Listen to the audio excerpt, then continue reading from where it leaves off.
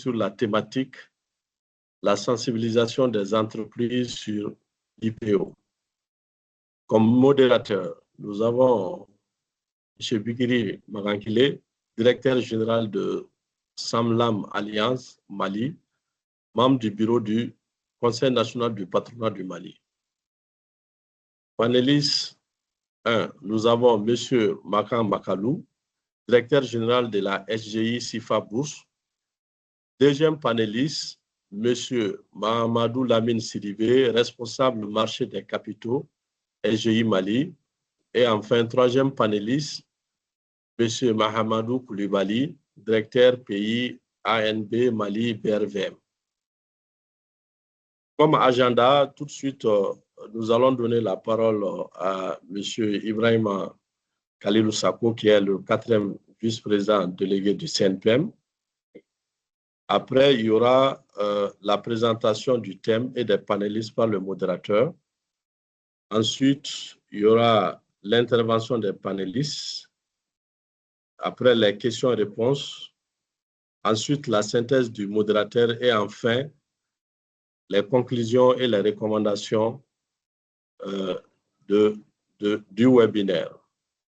Donc, sans autre forme de transition, nous allons donner la parole à M.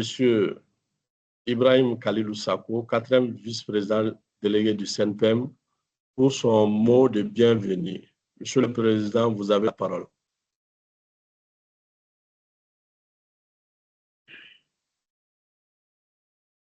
Merci beaucoup, Monsieur le maître de cérémonie, M. Cissé. C'est vraiment avec un réel plaisir que je suis organisé par le Conseil national du patronat du Mali, consacré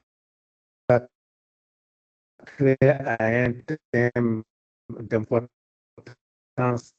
stratégique pour les entreprises. Permettez-moi tout d'abord, au nom du président du CNPM,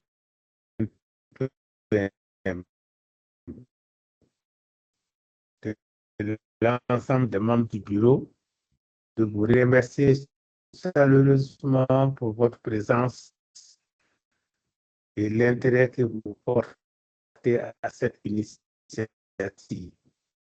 Votre participation témoigne de l'engagement du secteur malien à explorer de nouvelles opportunités de financement et à renforcer sa compétitivité. Dans un contexte économique marqué par les défis d'accès au financement, l'introduction en bourse représente à ce égard une opportunité encore exploitée, mais de transformation tant en matière de gouvernance que de croissance. Et dans leur développement, en leur offrant des espaces d'échange,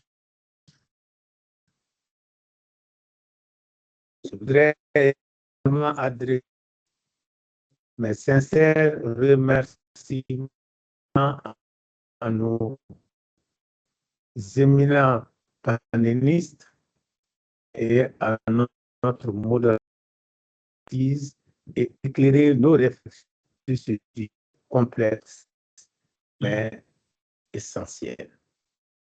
Est-ce alors convaincu que les échanges de cet après-midi permettront de mieux comprendre les mécanismes de IPO, tout et des perspectives concrètes pour nos entreprises. Sur ces mots, je vous souhaite excellent et un webinaire riche en enseignements. Je vous remercie de votre aimable attention. OK. Merci beaucoup, Monsieur le Président. Toutes nos excuses, il y avait des problèmes par rapport à la qualité du réseau. Tout de suite, nous allons donner la parole à Monsieur Bigri Marangile pour la conduite du webinaire. Monsieur le Président Marangile, vous avez la parole. OK. Merci, Monsieur Ayouba, le maître des cérémonies. Merci à vous, Monsieur Sako, le vice-président délégué. On avait un petit souci pour écouter et bien comprendre ce que le vice-président disait tout à l'heure pour l'introduction. Je crois, comme vous l'avez dit, dû à la qualité de la connexion, je voudrais m'assurer déjà que est-ce que vous m'entendez bien et que ce n'est pas le même souci que vous avez eu tout à l'heure? On vous entend très bien. Très bien. Je suis ravi. Donc, c'est très bien. En tout cas, merci à tous. Bienvenue à ce webinaire organisé par le CNPM dans le cadre de sa mission de promotion du secteur privé, de conseil et d'accompagnement de l'ensemble du secteur privé dans les difficultés aussi bien que dans les opportunités qu'offre le marché. Et le webinaire qu'on organise aujourd'hui s'inscrit dans la ligne droite de cette politique que le CNPM a adoptée et qui a permis d'organiser un certain nombre de webinaires sur des sujets économiques, sur des sujets qui intéressent le secteur privé et sur des sujets de réflexion et surtout pour présenter des opportunités qui souvent peuvent passer sous l'œil du secteur privé. Donc aujourd'hui, notre webinaire va porter sur un sujet très intéressant qui est un sujet de plus en plus évoqué au niveau du marché financier, qu'on appelle le IPO, qui est un mot anglais qui signifie Initial Public Offering. Et pour parler en français simple, français facile, c'est tout simplement l'introduction en bourse des actions d'une entreprise.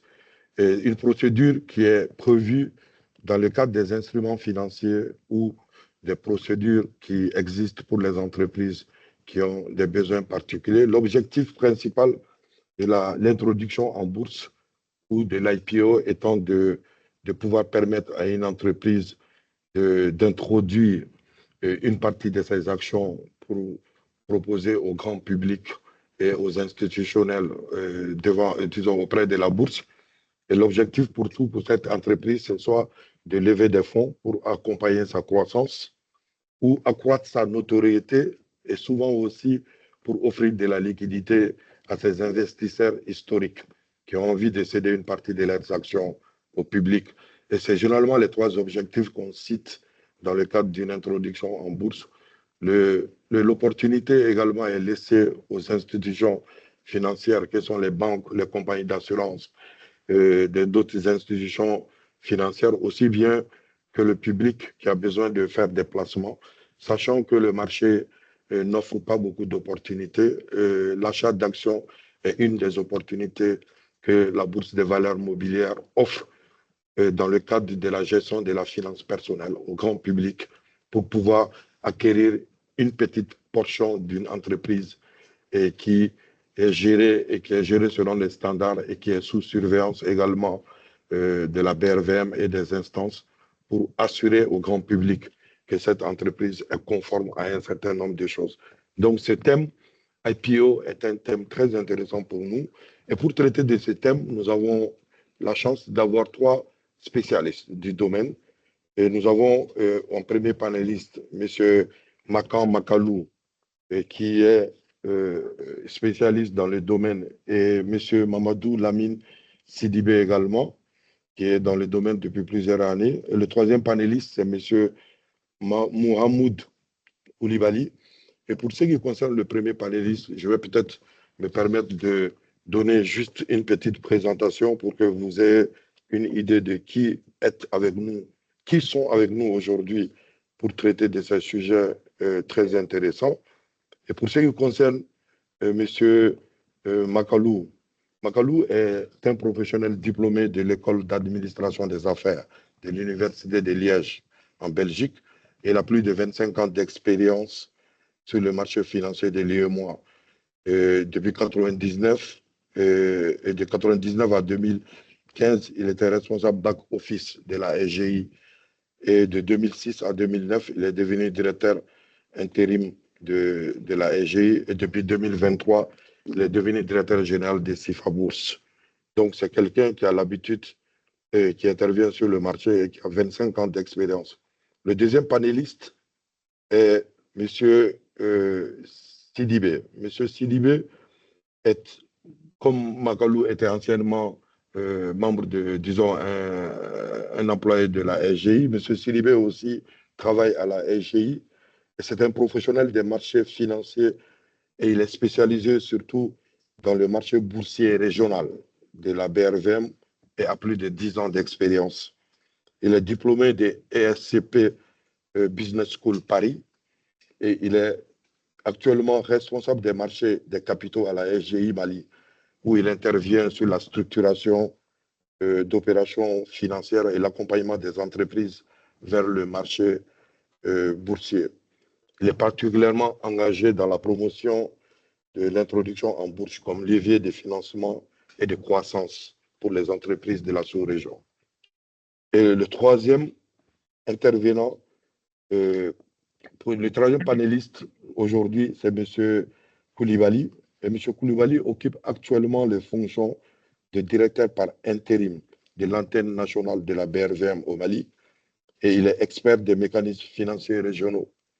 Il assure également la mission de représentant de la Bourse des valeurs mobilières au Mali.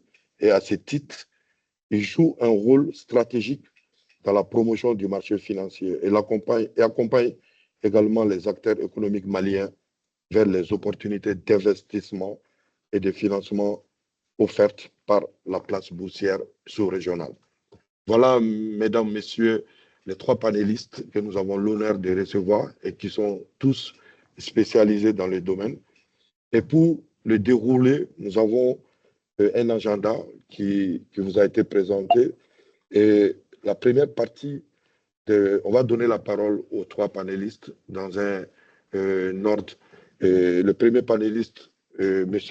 Makalou, va nous entretenir sur le sujet comment comprendre l'IPO et son fonctionnement et quels sont les avantages et contraintes d'une introduction en bourse. Et on laissera la parole ensuite à M. Mamadou Lamine Sidibé pour qu'il nous parle du processus d'accompagnement d'une entreprise vers l'IPO. Et pour ne pas laisser je ne dirais pas le régulateur, mais le représentant de la BRVM qui est là, on va lui laisser en quatrième point à traiter les conditions et critères d'éligibilité. Et on reviendra encore vers les différents panélistes pour traiter des sujets comme le rôle de la BRVM et l'antenne dans le développement du marché. On traitera également du sujet concernant le marché financier régional, BRVM. Quelles sont les opportunités pour les entreprises maliennes?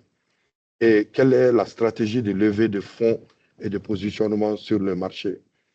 On parlera bien entendu également, pour conclure ou pour finir en beauté, on pourra aussi parler de l'environnement réglementaire et sécurisation des investisseurs qu'on va laisser traiter par M. Koulibaly. Et dans la deuxième partie, ces échanges-là vont durer approximativement 1 heure. Et après, en deuxième partie, on laissera les questions. Et je crois, et j'aimerais bien que les personnes qui ont pris le temps de nous suivre puissent librement poser leurs questions. Et déjà, dès maintenant, il y a le chat qui est là. Vous pouvez poser vos questions et on procédera par un recueil de questions pour qu'on puisse échanger à ce niveau questions-réponses, qui va durer environ 30 à 40 minutes. Après, on fera un résumé de tout ce qu'on s'est dit avec les recommandations qui sortiront de ce webinaire. Voilà, mesdames, messieurs, pour mes propos introductifs. Je vais laisser la parole, je vais donner la parole plutôt à monsieur Makalou pour qu'on puisse profiter de son expertise sur les points concernant comment comprendre l'IPO et quelles sont les conditions et critères d'éligibilité pour une entreprise. Monsieur Makalou, vous avez la parole. Okay. Merci beaucoup, monsieur le modérateur. Donc, merci, monsieur Sakho, qui représente le CNPM. Okay. Sans oublier les deux autres panélistes, dont monsieur Mohamed Lamine Sidibé de la EGI et monsieur Mahmoud Koulibaly de l'antenne des bourses. Donc, le thème de la sensibilisation de l'introduction en bourse pour les entreprises maliennes est d'une importance capitale, donc pour les EGI.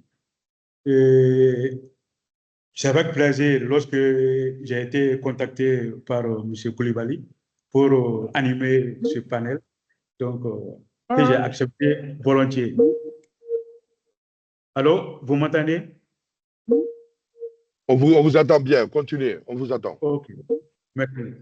Donc, comme monsieur le modérateur vient de le dire, IPO, ça c'est l'acronyme anglais, donc Initial Public Offering, donc en français facile, l'introduction en bourse. Ok. Il faut rappeler qu'actuellement, sur la BRVM, sur la cote de notre marché financier régional, il y a 47 sociétés cotées. Donc, parmi les 47 sociétés cotées, il n'y a qu'une société malienne. Oh, même c'est grâce, parce que les groupes, l'ensemble des sociétés, des groupes ont été cotés. Sinon, c'est la BOA Mali. Sinon, à part ça, aucune entreprise malienne n'est cotée. Et la BRVM a plus de 25 ans d'expérience de fonctionnement. OK? Donc, ce qui prouve que nous, aujourd'hui, les spécialistes, M. Sidibé et M. Koulibaly et moi-même, donc nous avons du pain sur la planche. Donc, on doit aujourd'hui, en français facile, s'adresser à nos opérateurs pour les inciter, les amener à amener vers la cote leur entreprise. Donc, à ouvrir une partie de leur capital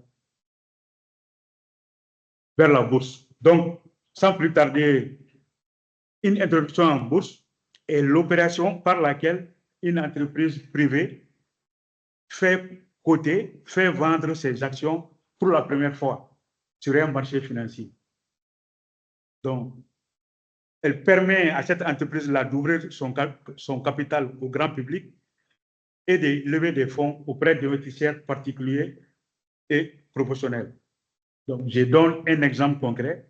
Si demain Orange Mali décide de vendre une partie de ses actions, de son capital, d'ouvrir son capital au grand public sur le marché de la BRVM, c'est ce qu'on appelle, qui signifie Orange Mali s'introduire en bourse. OK? Donc, on a vu en 2022 avec Orange Côte d'Ivoire, la concert de Orange Mali. Donc, Orange Côte d'Ivoire a mis en vente une partie de son capital, de ses actions, sur le marché de la BRVM. Donc, je vous donne à un prix introductif de 9 500. Au bout de 6 mois, 8 mois, l'action a grimpé pour atteindre 18 000 francs. Concrètement, comment ça fonctionne? Donc, une entreprise peut procéder par création de nouvelles actions, donc en faisant une augmentation de capital sur la bourse, ou bien une action seulement par cession d'actions, cession de titres sur la BRVM. Donc, l'entreprise vend une partie de son capital, les actions existantes sur le marché. Donc, il y a 2 modes opératoires pour une entreprise pour s'introduire en bourse, soit en faisant une augmentation de capital, soit en cédant une partie des actions existantes sur la BRVM. Donc, quelles sont les motivations pour les entreprises de s'introduire en bourse? Comme le président, le modérateur nous a devancé, donc il a tout dit. D'abord, c'est les levées des capitaux. Donc, tout le monde sait que si une entreprise se contente de son marché intérieur, donc l'entreprise ne peut pas avoir beaucoup de ressources. Donc, l'un des moyens, c'est ouvrir son capital et ça permet de mobiliser des montants très importants pour financer sa croissance, sa recherche et développement, et ainsi de suite. Et l'une des motivations aussi, ça renforce sa visibilité et sa crédibilité. Donc, ça améliore sa notoriété. Donc, je donne un exemple, depuis l'introduction en bourse de Orange Côte d'Ivoire, les investisseurs maintenant sont familiers. Orange Côte d'Ivoire, sur le plan international, est connu. Voilà. Donc, ça améliore sa notoriété auprès des tiers, donc les clients, les fournisseurs et les partenaires. Et l'une des motivations aussi, ça valorise l'entreprise. Parce que tous les jours, en connaissant le prix de l'action en bourse, donc ça donne une indication pour la valeur de l'entreprise.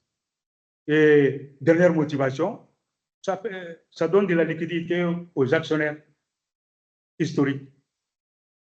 Donc, l'actionnaire, l'entreprise, avant l'introduction en bourse, l'actionnaire ne savait pas comment céder,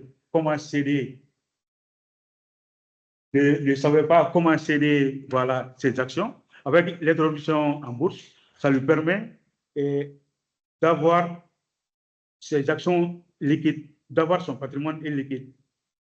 Et à tout moment, l'actionnaire historique peut vendre facilement ses actions à la bourse.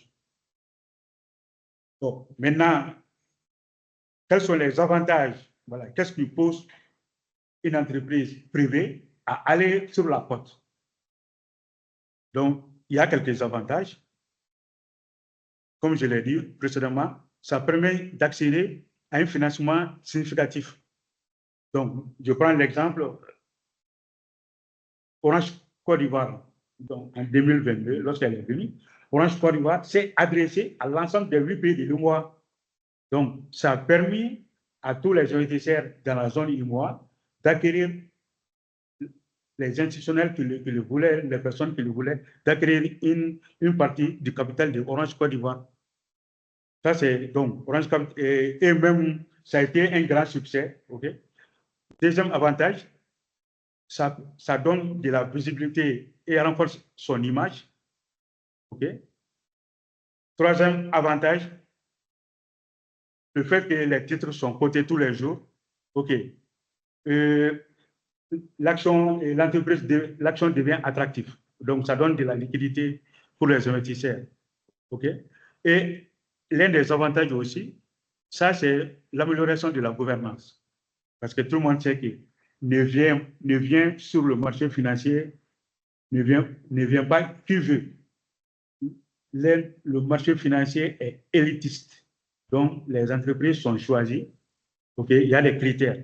Donc, des critères de publication d'informations annuelles, semestrielles, avoir des états financiers, voilà, certifiés. Et chaque fois, quand il y a des informations capitales importantes à les publier, donc ça pousse l'entreprise à améliorer sa gouvernance. Ça, c'est... Par ailleurs, l'introduction en bourse, il n'y a pas seulement que des avantages, il y a certaines contraintes. Voilà. On ne va pas dire inconvénients, certaines contraintes.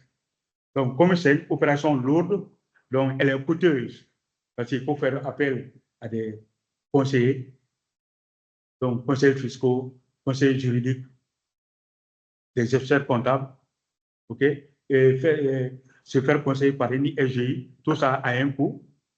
Donc, il y a obligation d'information de transparence. Donc, l'entreprise, maintenant, une fois cotée, ne va pas dormir sur ses lauriers. Doit publier ses comptes annuels, semestriels et donner toutes les informations utiles au marché. Il y a une contrainte aussi, c'est la volatilité des cours de bourse. Donc, le fait que l'action est cotée tous les jours, donc il y a des risques. Le prix de l'action peut varier très fortement. OK? Donc, c'est et une forte baisse peut, voilà, hein, une forte baisse peut peser sur l'image de l'entreprise. Voilà. Or, il y a aussi le risque de dilution et de perte du contrôle. Je donne un exemple concret. Quand on s'introduit en bourse, il y a des risques, il y a des groupes financiers qui peuvent faire une offre publique d'achat. Donc, en achetant massivement, voilà, pour être dans ton conseil d'administration, donc pour peser sur ta gouvernance. Voilà. Or, et il faut, dernière contrainte, ça c'est la pression du marché. Parce que toujours, les investisseurs sont à l'affût de la moindre information. Donc, en cas de vente massive, donc ça peut faire chuter, voilà, le cours de ton action. Voilà. Voici en gros, Président, Monsieur le modérateur. Allô? Nous, on a Oui, des oui, problèmes de on vous soucis techniques. On a trop de soucis techniques ici. Ça coupe trop. Les techniciens qui sont là-bas, ils ne peuvent pas faire quelque chose là. Okay. Bon, moi, je l'attends très bien. Je ne sais pas quel est le cas pour les autres, mais moi, tout était bien. J'ai tout attendu. Je ne sais pas, M. Koulibaly, M. Magalou. Oui, je je ne le sais pas, M. recevais bien Magalou. également. Monsieur le modérateur, moi aussi, je le reçois très bien. Donc, ça veut dire que le problème est au niveau du CNPM ou bien le problème est au niveau du président du VP SACO. Mais nous, on l'a bien. Je pense que la plupart des personnes, si nous trois, nous l'avons bien entendu, peut-être la plupart des participants. Je pense qu'il y a un participant aussi qui confirme qu'il reçoit très bien. Deux participants même qui viennent d'intervenir directement pour dire qu'ils reçoivent très bien. Qui reçoivent très bien. Donc, le problème est à votre niveau. Pour moi, le problème, c'est situé au niveau du président, M. Sako. Oui. Donc, voici brièvement, Monsieur le modérateur. En tout cas, merci pour. C'est très riche. Merci pour cet exposé très riche très riche d'enseignements. Et je vais dans la même foulée. Vous nous avez expliqué comment ça fonctionne et les avantages et contraintes. Je vais dans la même foulée donner la parole à M. Sidibé Mamadou Lamine pour qu'il nous dise quel est le processus d'accompagnement d'une entreprise vers, une fois qu'on a compris les avantages et les inconvénients, quel est le processus d'accompagnement d'une entreprise vers l'IPO? Ok, merci, monsieur le modérateur, de m'avoir donné la parole. Mesdames et messieurs, je vous remercie pour cette invitation également. Parler de l'IPO aujourd'hui, c'est parler des leviers stratégiques de transformation pour nos entreprises. Donc, surtout dans un contexte où le besoin de financement long se font de plus en plus croissants. Donc, la BRVM aujourd'hui offre une opportunité encore sous-exploitée pour les entreprises en général et surtout pour les entreprises maliennes. Donc, pour revenir à votre question sur le processus d'accompagnement des entreprises vers l'IPO, on va peut-être faire par étapes. Donc, on aura 5 étapes à franchir pour pouvoir atteindre cet objectif. Donc, il faut comprendre une chose, une IPO est un processus structuré qui nécessite un accompagnement professionnel. Donc, ce qui va nous amener à la première étape, diagnostic et préparation. Donc, ce n'est pas une activité ou un processus qu'on commence, qu'on décide aujourd'hui et qu'on entame au même moment. En fait, c'est un processus. Donc, on s'inscrit et on se prépare. Donc, dans le cadre de la préparation, il y a l'analyse financière. Donc, il faut vraiment, M. Makalou a touché, il faut vraiment se faire accompagner par les experts comptables dans le cadre de la certification des états financiers. Donc, il faut un nombre de temps, je vais en venir après, il faut un nombre de temps dans la certification des états financiers. Également, la forme juridique, il faut regarder également la forme juridique. Je vais en venir également. La forme juridique doit être révisée, juridique et organisationnelle, c'est-à-dire une mise à niveau de la gouvernance, de la transparence, également du reporting continu. Voilà. Donc, ça, c'est la première étape. Donc, la deuxième étape, c'est l'étape, je vais dire, structuration de l'opération. Donc, dans ce cadre, je pense que l'entreprise qui souhaite s'inscrire dans ce processus doit d'abord choisir sa SGI. C'est la première des choses, parce que c'est l'organe qui va vous encadrer, qui va vous conseiller stratégiquement, qui va vous aider à structurer l'opération, qui va également vous aider dans le cadre de placement des titres, donc l'accomplissement de l'IPO à la fin. Donc, après le choix des SGI, il va falloir que vous choisissiez le type d'offre que vous allez faire. Donc, dans ces cadres, je pense que la BRVM s'est montrée plus flexible en créant 3 compartiments pour faciliter l'accès des entreprises à cette place boursière.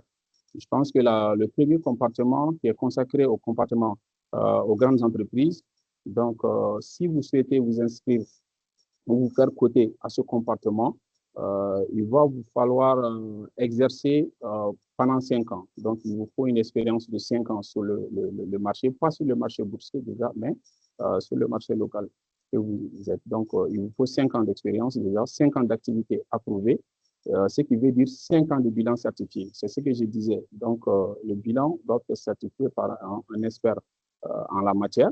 Ce sont les cabinets de certification. Donc, il faut 5 ans de bilan certifié.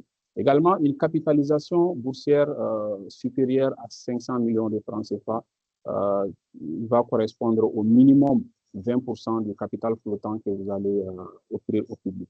Donc, il faut remplir ces conditions pour s'inscrire dans ce compartiment.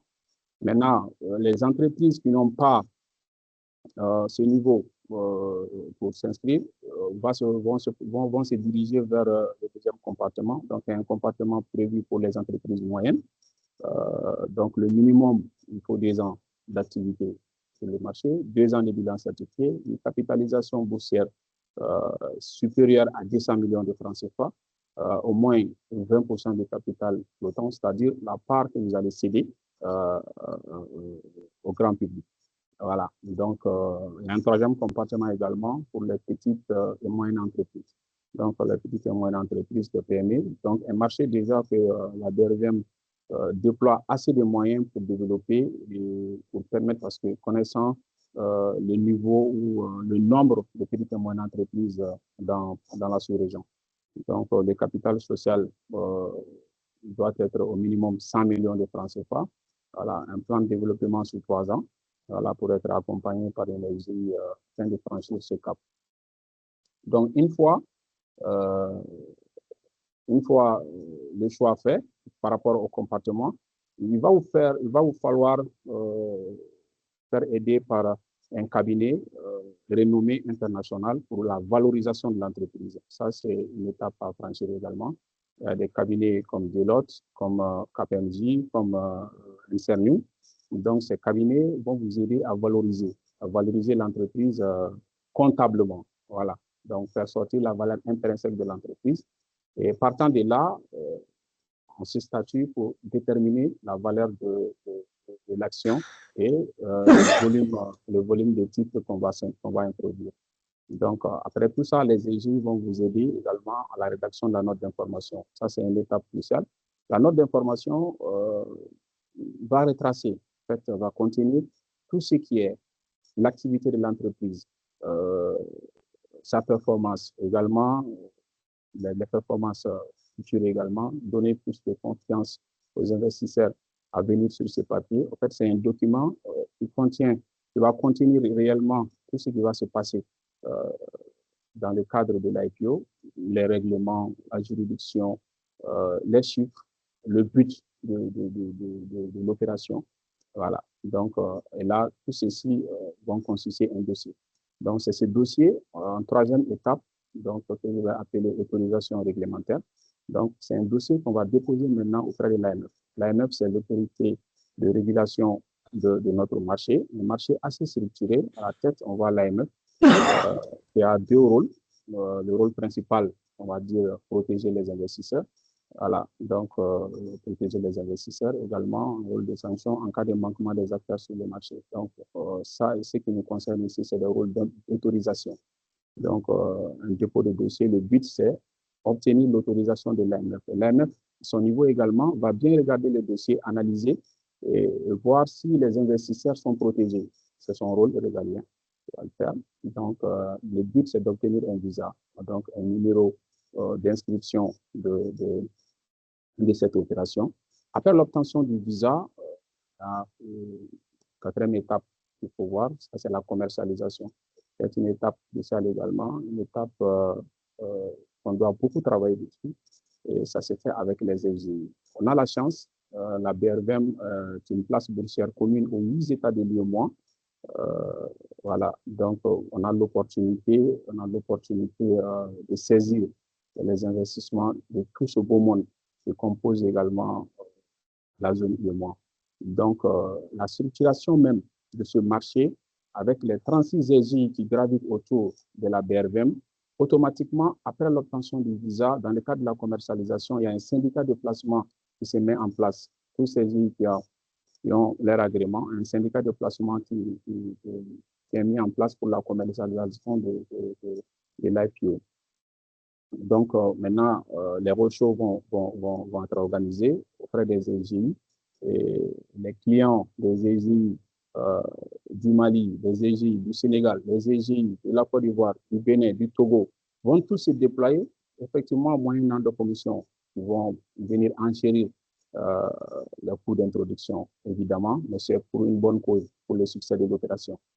Donc, après tout ça, si une fois l'opération clôturée, on atteint le montant, donc l'émetteur, l'entreprise qui a initié l'IPO, à son fonds, qui est vraiment une ressource longue, une ressource pérenne dans l'entreprise, qui n'est pas une dette, également qui contribue à la diversification des sources de financement de l'entreprise et qui réduit drastiquement la dépendance de l'entreprise au domaine bancaire.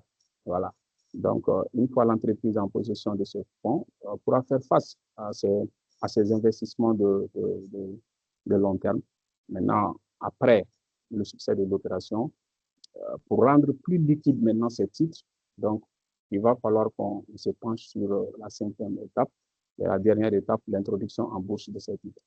Donc, ces titres vont être amenés à la porte de la BRVM pour rendre ces titres liquides. M. Makamaralo a touché le mot. La liquidité, c'est une chose très importante. Ce que nous voyons traditionnellement dans nos entreprises ici, une entreprise qui a son capital hors marché, les détenteurs de ces titres, c'est devant un notaire qu'on a un carton qui représente vos titres. Donc, si vous avez un besoin de vendre ces actions ou une partie de ces actions, il faudra aller sur le marché de gré à gré. Là, c'est très difficile, c'est facile. La bourse amène une opportunité de céder ces titres-là de façon très facile. Le matin, vous pouvez vous lever, vous avez 100 actions. Vous voulez vendre 20 actions, vous les mettez sur le marché et vous avez, si le dénouement se fait le jour, vous avez le montant demandé dans les 48 heures. Et la bourse s'attelle là-dessus pour diminuer ces délais également. Donc, je pense que ce sont ces étapes qu'il faut vraiment remplir. Il faut vraiment remplir pour pouvoir se faire coter à cette place boursière. Donc, le mot-clé que je tiens à dire, une IPO réussie, c'est d'abord une bonne préparation. Donc, il faut s'y prêter, il faut vraiment préparer cette opération avant de se lancer. Donc, c'est ce que j'avais à dire par rapport au processus d'introduction en bourse. Merci, monsieur le modérateur. Oui, merci pour la clarté de votre exposé. Je vais continuer dans la même foulée et à m'adresser au troisième panéliste, Mohamed Koulibaly. Pourquoi vous nous parlez en tant que représentant de la BRVM, conditions et critères d'éligibilité pour une entreprise pour aller dans le IPO? Merci, monsieur le modérateur. Bonsoir à toutes et à tous. Avant de plonger dans le vif du sujet, je tiens à remercier chaleureusement le président du CNPM, monsieur Bali Moussadek, ainsi que toute son équipe technique pour la parfaite organisation de ce webinaire.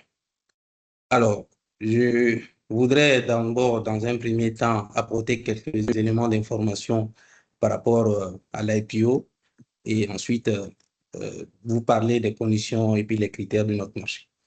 D'abord, par rapport à l'IPO, M. Makalou a souligné 2 points très importants. pour arriver à l'IPO, il faut une augmentation des capitales ou soit une opération de cession des titres. Il y a également une combinaison entre ces deux possibilités, mais l'augmentation de capital a pour principal objectif pour l'entreprise déjà de créer de nouveaux titres et de les mettre sur le marché. Allô, vous ne m'entendez pas? Oui. Allô? Bien, on vous attend, Oui, continuez, on vous attend. Ah, je vois des messages dans le chat. OK, d'accord. Alors, je disais qu'effectivement, pour arriver à l'IPO, il faut absolument passer par deux types d'opérations, soit par une opération d'augmentation des capitales, ou soit par une opération de cession des titres. Dans l'opération d'augmentation des capitales, qu'est-ce qui se passe concrètement? L'entreprise crée de nouveaux titres et les met sur le marché pour recevoir en retour des fonds qui vont servir à développer ou à lancer les projets de l'entreprise. Donc, les fonds qui vont être reçus par cette opération, ce sont les fonds qui vont aller directement dans la caisse de l'entreprise pour financer ces projets. En ce qui concerne la cession des titres, ce sont des opérations où il y a des actionnaires historiques qui sont là. Monsieur Makalou a aussi bien parlé de ça. Donc, eux, ils vont céder une partie de leurs titres sur le marché. Et quand ils vont céder une partie de leurs titres sur le marché, ce qu'ils vont recevoir en retour, c'est la plus-value. Donc, les fonds qui vont être collectés lors de cette opération iront directement dans la poche des fondateurs. Donc, c'est cette petite précision que je voulais apporter par rapport à l'IPO. En ce qui concerne les conditions et les critères de notre marché, je voudrais noter que pour réaliser l'IPO, les conditions et les critères sont intrinsèquement liés aux critères et conditions que la BRVM a mis en place. Je voudrais partager mon écran pour vous présenter les différentes conditions et critères exigés par notre marché pour toute entreprise qui souhaite se préparer à aller vers l'IPO. Je ne sais pas si vous voyez mon écran, vous me le direz.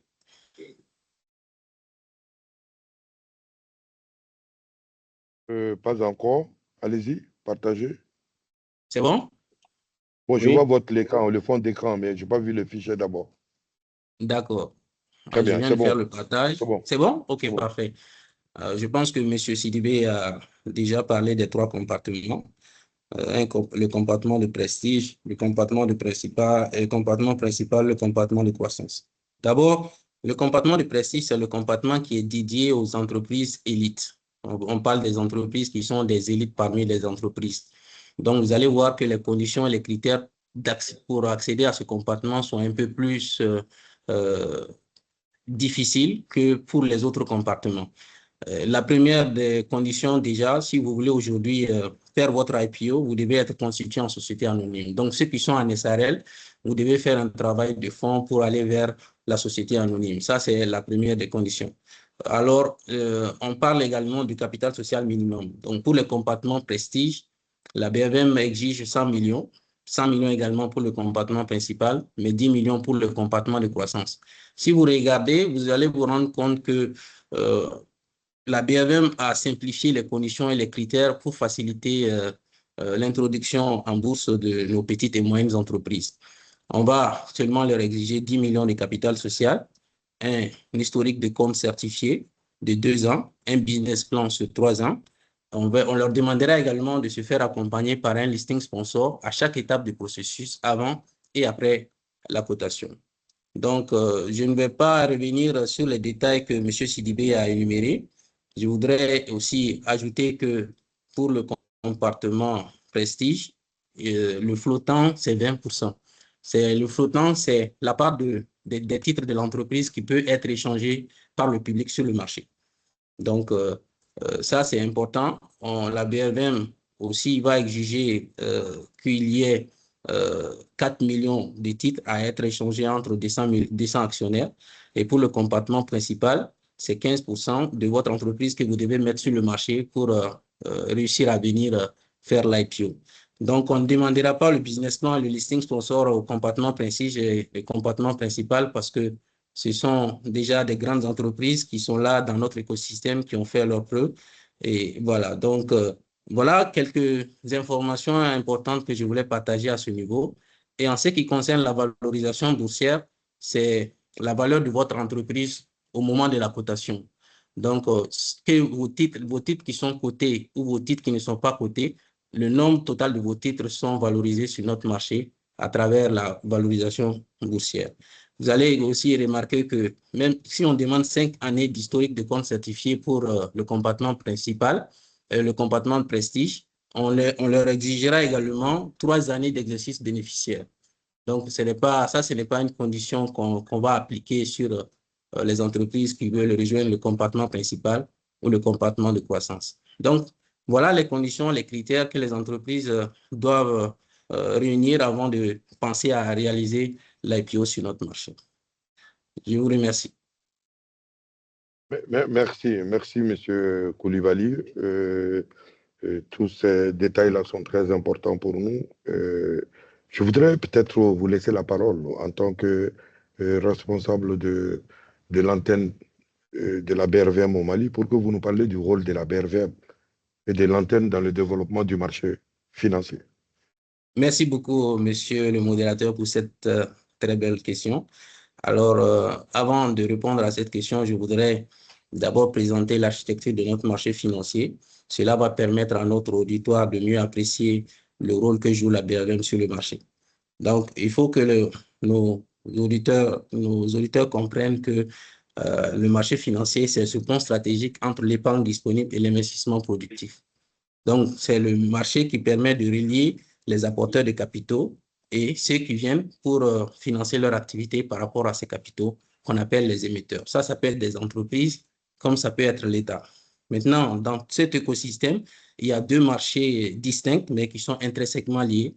Il y a le marché primaire, c'est le marché sur lequel les entreprises peuvent déjà lever des fonds à travers la cession de leurs titres sur le marché. Il y a le marché secondaire qui permet aux entreprises, aux investisseurs d'échanger les titres sur le marché. Et justement, sur ce marché secondaire que la BRVM est positionnée. Le rôle important que la BRVM joue, c'est d'assurer la liquidité et la valorisation des titres des entreprises sur le marché. Donc, s'il n'y avait pas la BRVM, les investisseurs se retrouveraient bloqués avec les titres qu'ils ont acquis au niveau du marché primaire. Donc, nous, on fait déjà ce travail de liquidité sur le marché secondaire et pour déjà aussi faciliter cette liquidité, pour appuyer cette liquidité, nous avons mis en place plusieurs solutions pour renforcer cette liquidité des entreprises sur le marché. Donc, la première, c'est la bourse en continu, la cotation en continu. Aujourd'hui, sur l'espace de 9h45 à 14h, il y a des échanges qui peuvent se faire à tout moment sur notre marché. Donc là, il y a une mise à jour des titres, du prix des titres sur le marché. Donc là, c'est la première des choses. La deuxième des choses qu'on a réussi à faire aussi, c'est la bourse en ligne. La bourse en ligne aujourd'hui permet aux investisseurs, de par où ils sont, de pouvoir accéder directement au marché pour acheter ou vendre leurs titres sans nécessairement se rendre directement chez la SGI ou faire des opérations sur le marché. Nous avons également, avec notre marché, mis en place ce qu'on appelle la valorisation des titres. C'est le prix que notre marché, le prix de référence est déterminé par notre marché. Aujourd'hui, si vous voulez faire une augmentation de capital et que vous êtes déjà coté sur le marché, vous devez regarder le prix de référence que notre marché met à votre disposition pour pouvoir vous appuyer là-dessus, faire vos opérations d'augmentation de capital.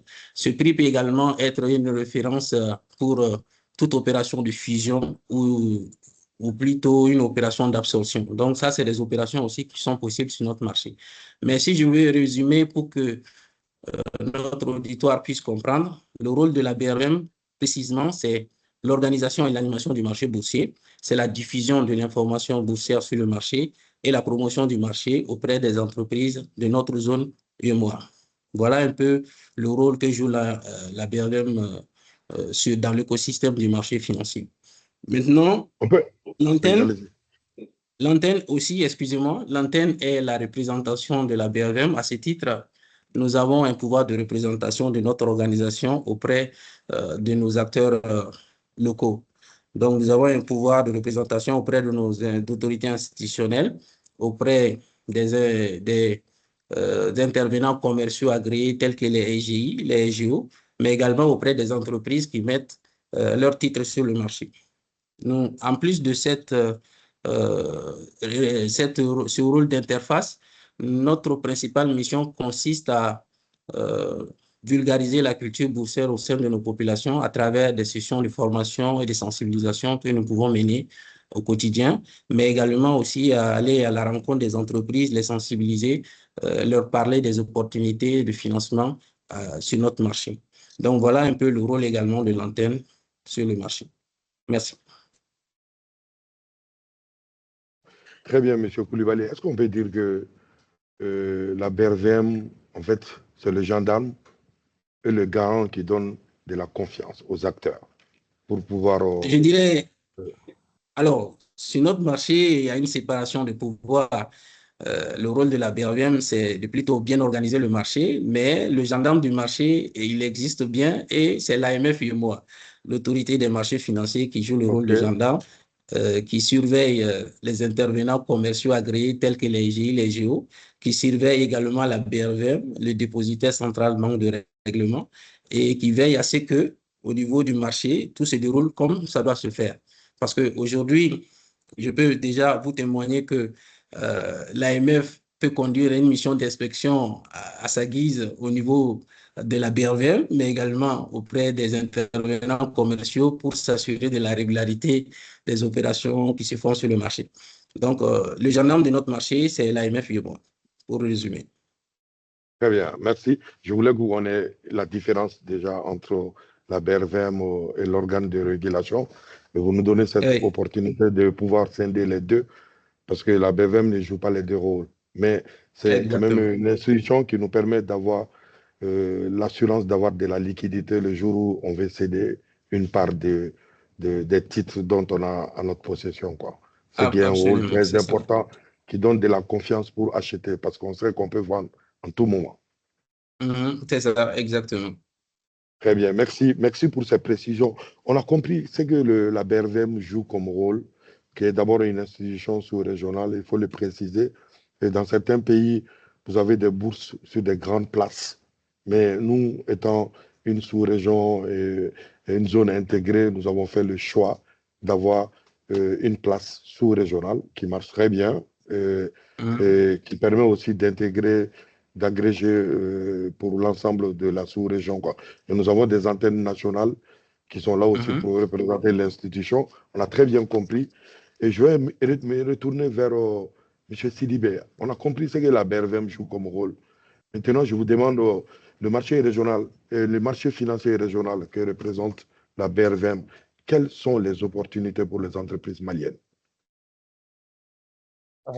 Les opportunités pour les entreprises maliennes, bon, ça, je pense que M. Makan a touché un peu les opportunités. C'est d'abord les ressources longues. En fait, c'est d'abord les ressources longues parce que une entreprise a vocation de croître. Donc, pour faire face à sa croissance, je pense qu'il faut des ressources pérennes dans l'entreprise. Donc, une introduction en bourse vous donne cette opportunité d'avoir vraiment cette ressource longue, voilà, pour faire face à votre croissance. Parce qu'il faut observer aujourd'hui, il y a un cercle vicieux qui est créé aujourd'hui pour de nos entreprises qui n'arrivent pas à s'en sortir. C'est la dépendance très élevée au système bancaire. Donc, vous voyez aujourd'hui une entreprise qui ne s'est pas donné les moyens de se faire coter à cette place boursière aujourd'hui. Vous le verrez, comme nous savons très bien, il y a trois sources de financement d'une entreprise. Il y a d'abord l'autofinancement, et il y a le système bancaire, et il y a également le marché financier. Donc, une entreprise qui n'arrive pas à se faire coter, donc après l'autofinancement, n'a d'autre voie que recourir vers les banques. Donc, les banques, tout le monde, nous savons aujourd'hui que les banques, le coût est très élevé en termes de taux d'endettement, en termes de garanties qui dépassent aujourd'hui les 100% du montant demandé et également la maturité courte des prêts. Voilà. Donc, les banques n'arrivent pas à financer les entreprises sur le long terme. Donc, et cela se comprend aussi, c'est la nature des fonds, reçus par les banques. Voilà. Donc, le fait que les banques n'ont pas des ressources longues en DAT, ne peut pas faire face à des demandes de long terme. Donc, il y a un plus de liquidité qui va créer une tension de trésorerie au niveau des entreprises, en fait. Une tension de trésorerie pour faire face à à ces échéances-là. Donc, qui parle de tension de trésorerie, va contribuer à affaiblir davantage ces entreprises. Donc, il y a un cercle vicieux qui s'instaure. Donc, l'entreprise n'arrive pas à sortir. Alors que l'IPO, si on arrive à le concrétiser, va créer une source de diversification du financement de ces entreprises. Donc, ce qui est un atout également, qui va beaucoup réduire la dépendance bancaire.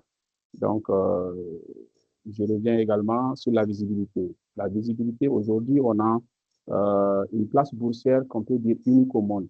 Donc, les autres places boursières sont des bourses nationales.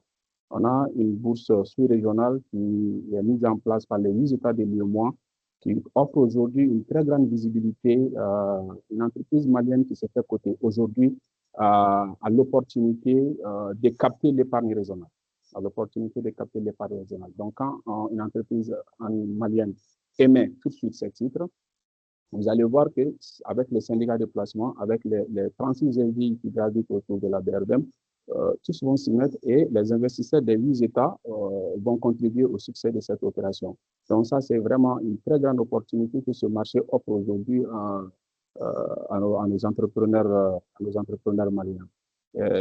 Comme on a dit, il y a une crédibilité accrue aujourd'hui après la cotation, il y a une crédibilité accrue auprès des fournisseurs sur les délais de paiement, auprès des clients, une augmentation de clients qui va par ricochet accroître le chiffre d'affaires de l'entreprise et soigner vraiment une image de l'entreprise. Donc, également pour les investisseurs qui vont souscrire à ces titres, après la cotation, il y a une liquidité derrière.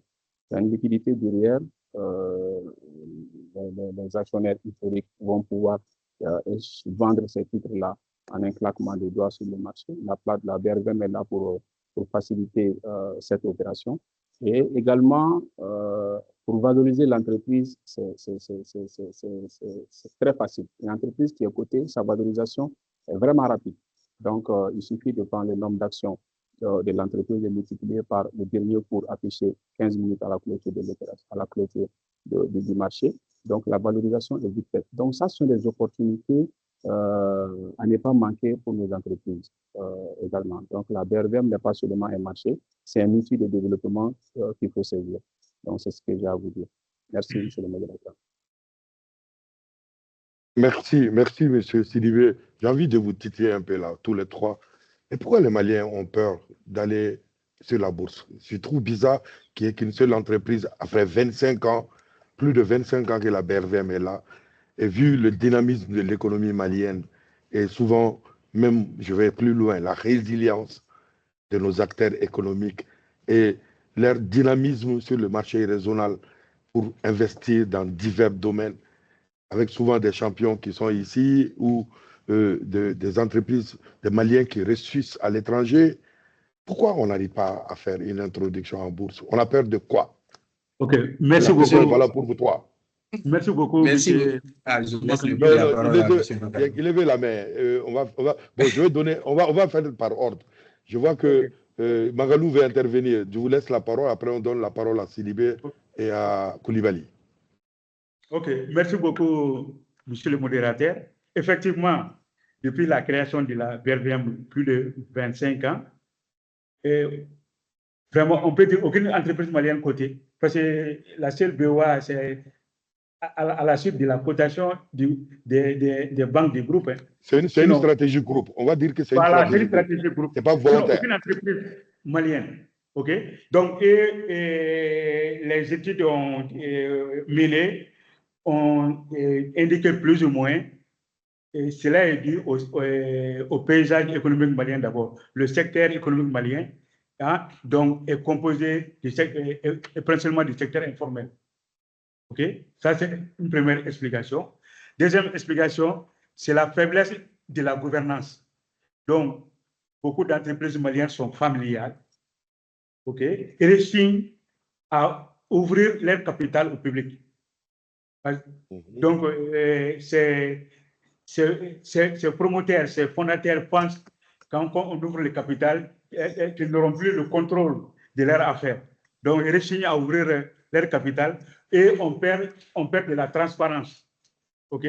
Il y a aussi nos opérateurs perçoivent aussi que l'IPO, l'introduction en bourse là, est un processus long et très coûteux. Okay. Une autre explication, il y a un déficit d'information et d'éducation financière. Okay. Donc, nos opérateurs n'ont pas une connaissance technique sur le fonctionnement de la bourse, d'où le rôle, je vais titiller M. Koulibaly, d'où le rôle de l'antenne d'organiser beaucoup de séances d'information avec le CNPM et sur les thématiques pareilles. Okay? Voici en gros, en quelque sorte, monsieur le modérateur, les freins. Voilà. Qu'est-ce que vous en pensez, Sidibé? Oui, tous les points qu'il a touchés, j'approuve ces points. Je peux juste ajouter également que d'expérience, hein, quand j'ai été en Tunisie avec Tunis Valais, j'ai vu qu'il y a une incitation. En fait, il faut que l'État aussi, les États aussi s'impliquent. Les États peuvent s'impliquer en incitant les entreprises, en créant des incitations fiscales. Donc, les entreprises, par exemple, une entreprise qui se fait coter aujourd'hui, sur 5 ans, aura des avantages fiscaux. Donc, ça incite les entreprises à venir. Donc, l'État aussi doit vraiment jouer son rôle. Donc, c'est ce que je peux ajouter sur ça. Maintenant, comme il a bien dit, il y a le problème de la gouvernance. Donc, il faut vraiment renforcer la gouvernance. C'est un problème aujourd'hui pour les entreprises, surtout les entreprises familiales, qui ne veulent pas perdre la main. Donc, céder une partie de son entreprise, il faut comprendre, c'est de renforcer, d'avoir des fonds propres, de renforcer plutôt des fonds propres que de perdre la main. Donc, il faut avoir une vision grandiose de l'entreprise, mais bon, pas minimaliste, avoir la main sur le business. Le business ne croit pas, mais bon, c'est ce point également. Donc, et puis la transparence. Il y a une question de transparence qu'il faut vraiment toucher. Donc, il y a un déficit de transparence de nos dirigeants aujourd'hui, même les grandes boîtes qui sont là. Rendre la gestion transparente, c'est un problème. Alors que se faire coter à une place boursière telle que la BRVM demande la certification des états financiers, des reporting réguliers qu'il faut vraiment faire. Et également, une consolidation des fonds propres. Au lieu de se distribuer chaque année, en fin d'année, les dividendes, il faut vraiment consolider le fonds propre pour pouvoir amener l'entreprise à être solide et entamer le processus d'introduction en bourse. Donc, c'est ce que je peux ajouter. Et l'animation du marché qui revient principalement à la BRVM, nous, les EGI, nous contribuons, mais c'est le rôle principal de l'animation du marché revient à la BRVM. Et je pense que nous sommes dans un cadre aujourd'hui initié par la BRVM. Nous saluons fortement M. Koulibaly pour cette initiative. Ça fait des années que nous sommes là. On n'a jamais été invité sur un plateau comme ça. Donc, chapeau à lui. Je pense que ça sera continuel. Merci. Très bien. Je vous laisse la parole, M. Koulibaly, pour donner votre avis, mais vous êtes en même temps interpellé parce qu'en tant qu'antenne régionale, pour encore plus contribuer dans la promotion de la BRVM et plus investir dans la sensibilisation, l'éducation financière des entreprises et des particuliers au Mali, quoi. Répondez déjà par rapport à la première. Merci beaucoup, monsieur le modérateur. Je pense que quand même, il y a des efforts qui sont faits par l'antenne parce que déjà, moi, je mets l'accent sur le déficit d'information, sur le manque de la culture boursière au niveau de nos décideurs, mais également aussi parce qu'aujourd'hui, nous préférons, aujourd'hui au Mali, il faut le dire, rester dans le cadre informel. On préfère rester dans le cadre informel. Or, le marché est un marché très exigeant en matière de transparence.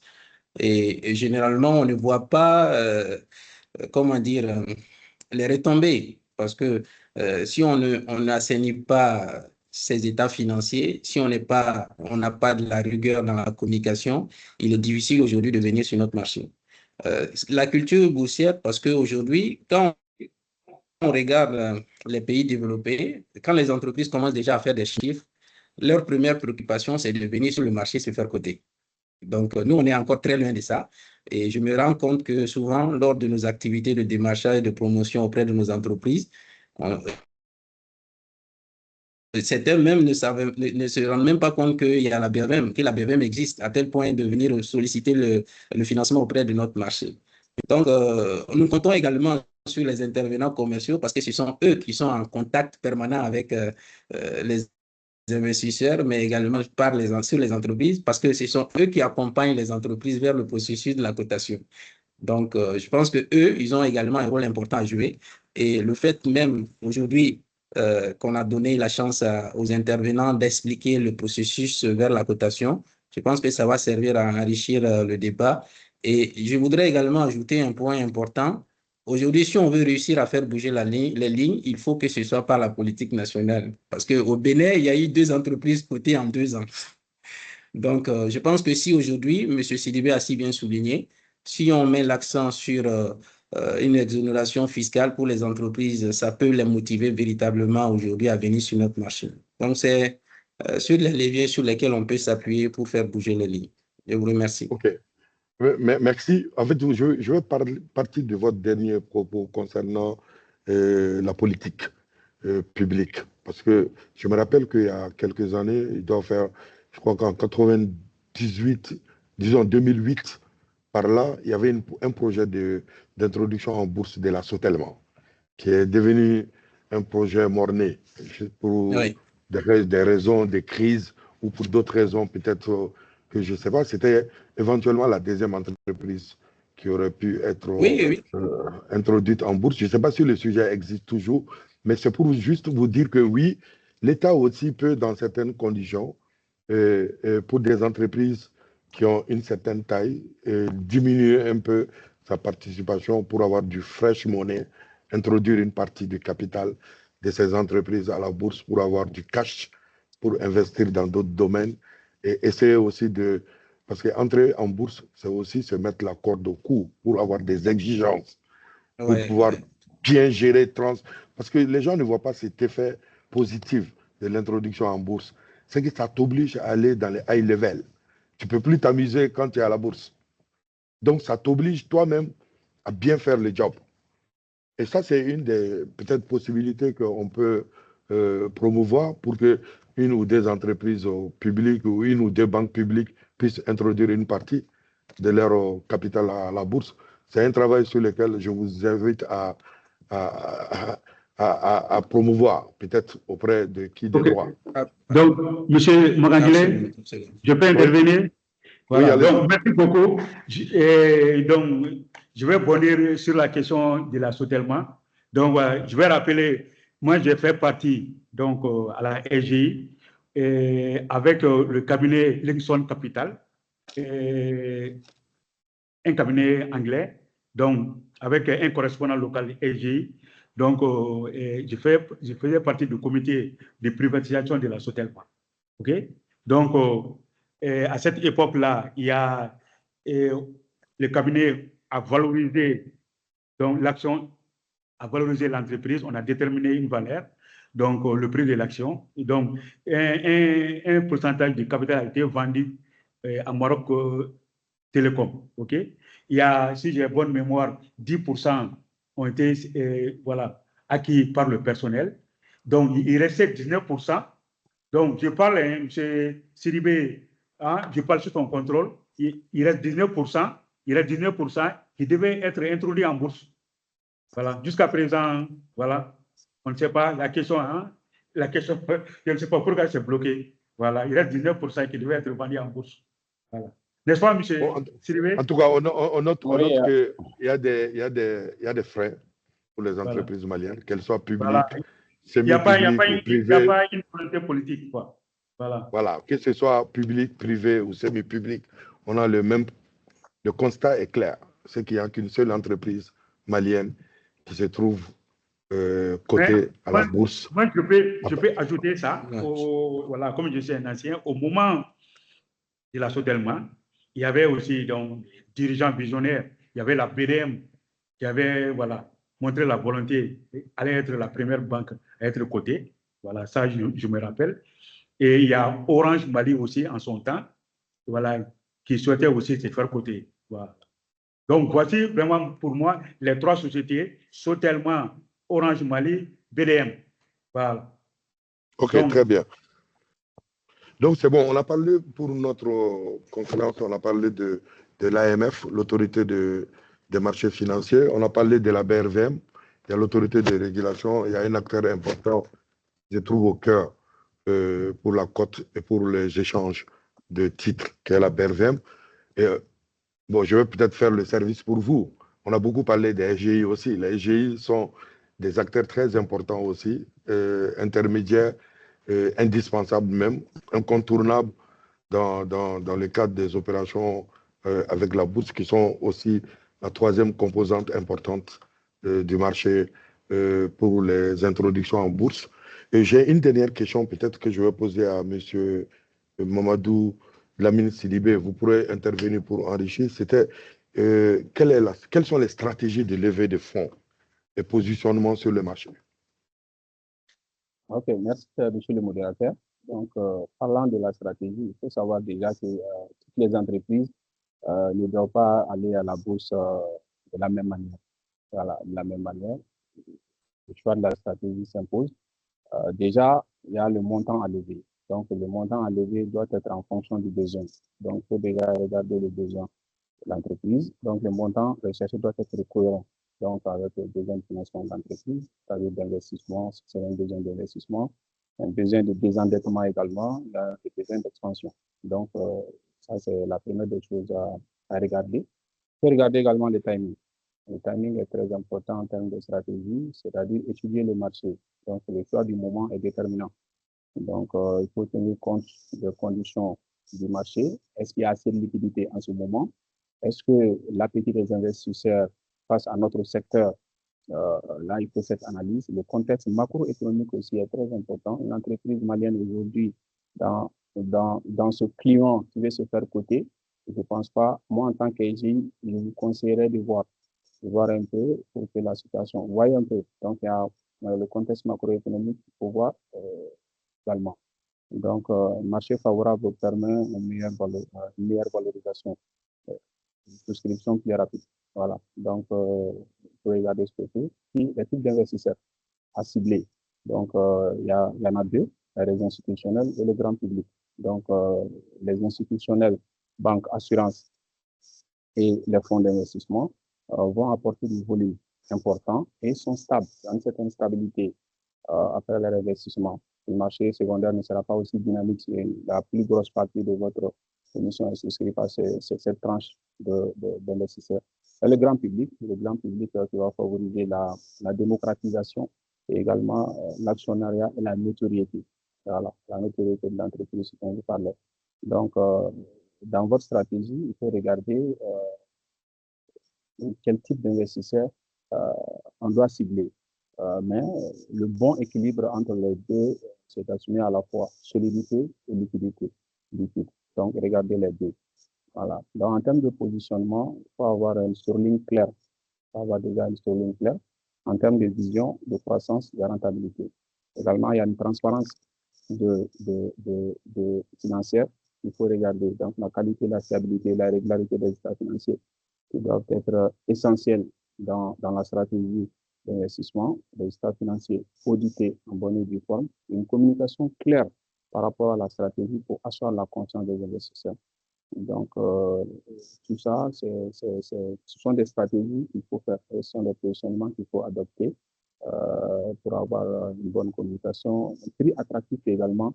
Après la valorisation de l'entreprise, après l'analyse de l'opportunité qu'offre le marché, fixer un prix attractif, ça fait partie des stratégies qu'il faut adopter. Nous, les VG, nous sommes là pour vous accompagner, pour avoir la confiance du marché. Voilà. Donc, en gros, c'est ce que j'ai à dire. Le mot à retenir, c'est lever du fonds. Ce n'est pas seulement chercher de l'argent, c'est convaincre le marché. Donc, il faut convaincre le marché par sa stratégie pour pouvoir avoir du succès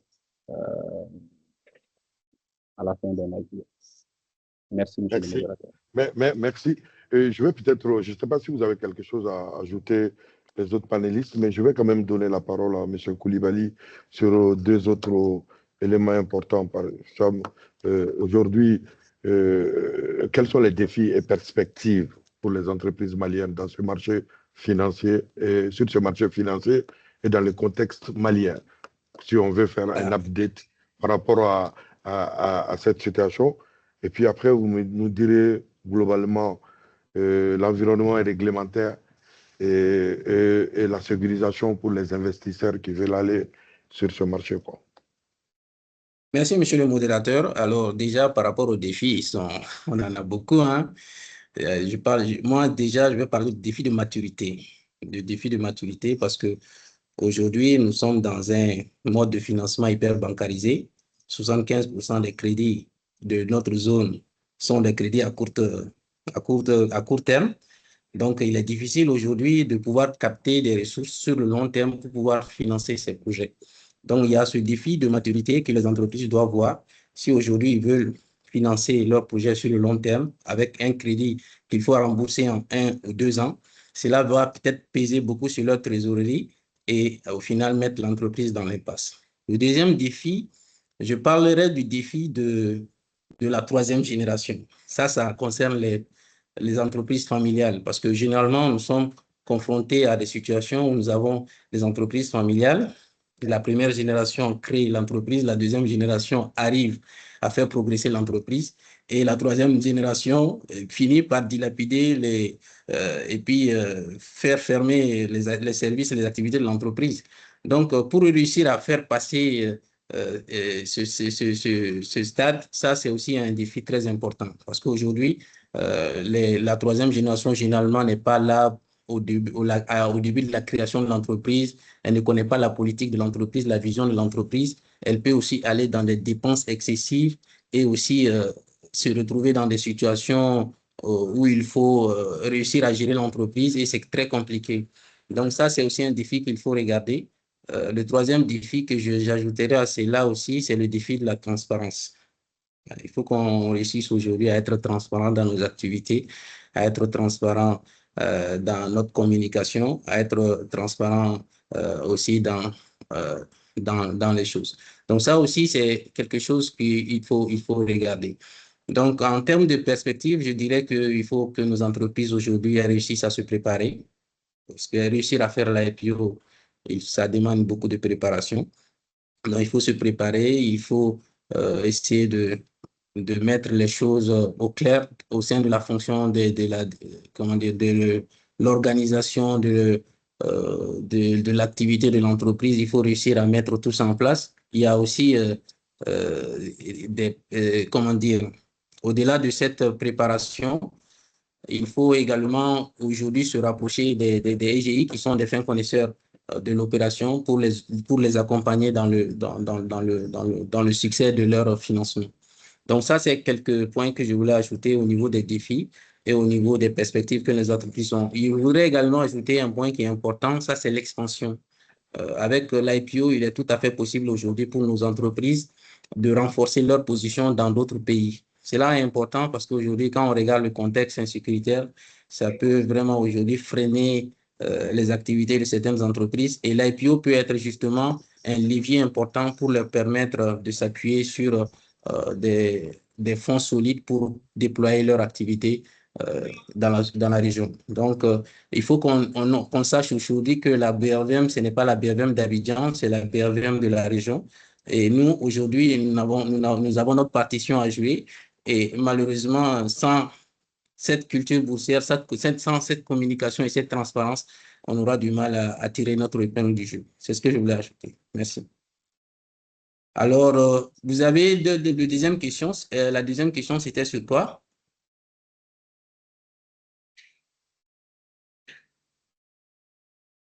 La sécurité des investisseurs, c'est ça? Oui, je pense que c'est sur la sécurité des investisseurs. Aujourd'hui, nous avons... Monsieur Koulibaly, c'est l'environnement réglementaire. Je parlais le micro fermé. Je parlais le micro fermé. En fait, la dernière question, c'était l'environnement réglementaire, quoi, pour la sécurisation des investisseurs. Merci beaucoup pour cette question. C'est une question qui est très importante, hein. Alors, je dirais que notre marché est régulé. C'est un marché qui est sous la surveillance de l'AMF, qui est le gendarme de notre marché. C'est l'AMF qui dicte les règles du jeu de notre marché. Donc, aujourd'hui, s'il y a des intervenants commerciaux, ils ne peuvent opérer sur le marché sans l'agrément de l'AMF. Donc là, il y a des dispositions que l'AMF a prises des dispositions et sur les textes et règlements que l'AMF met en place pour vraiment surveiller et autoriser les opérations sur notre marché. Par exemple, aujourd'hui, si vous voulez réaliser l'IPO, il faut absolument l'agrément de l'AMF. Sans l'AMF, vous ne pouvez pas faire de l'IPO sur le marché. Et pour même que vous soyez une EGI, il faut absolument l'agrément de l'AMF pour que vous puissiez déjà travailler sur notre marché. L'AMF est également là pour surveiller l'intégrité des échanges au niveau du marché secondaire. Ça, c'est son rôle. Et il peut également sanctionner. Il sanctionne en cas de non-respect des textes et règlements en vigueur. Donc, le rôle de l'AMF, c'est vraiment de protéger d'abord l'investisseur et de protéger les parents. Ça, c'est le rôle fondamental de l'AMF. Donc, en résumé, voilà un peu le rôle de l'AMF qui structure ces opérations. Je voudrais ajouter aussi un point, c'est par rapport à l'ouverture de compte titres. Je voudrais rassurer nos investisseurs que la preuve juridique finale de leur titre, là, c'est auprès du dépositaire central, banque de règlement. Donc, si votre EGI venait à faire faillite, rassurez-vous, vos titres sont toujours en sécurité. Et il est interdit également aux EGI d'utiliser le fonds de leurs investisseurs pour gérer leurs propres problèmes, si on peut le dire. Donc, il y a une séparation de comptes au niveau de la EGI qui permet aussi quelque part de protéger les investisseurs. Et l'investisseur a également un recours. Donc, si vous constatez qu'il y a des irrégularités dans la gestion de votre compte titre, vous pouvez comment dire, saisir l'AMF pour que l'AMF puisse agir et sanctionner la EGI proprement. Merci.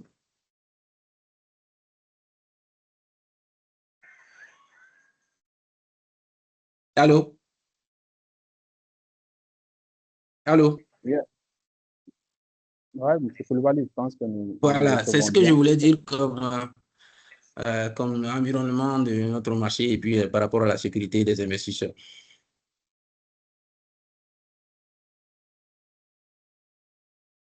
Allô, vous me recevez?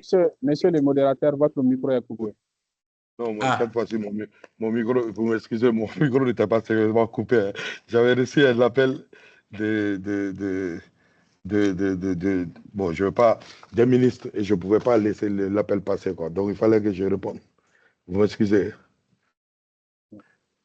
Et donc, j'ai bien compris votre exposé concernant le gendarme, l'AMF et les conditions. Et je pense qu'avec ça, ça nous permet de faire le tour de toutes les problématiques ou du moins de questions importantes concernant l'IPO et le fonctionnement de la bourse, la sécurisation des investissements, l'intervention de l'AMF et les EGI qui sont là aussi pour animer ce marché. Je vous remercie vraiment pour la clarté de vos exposés.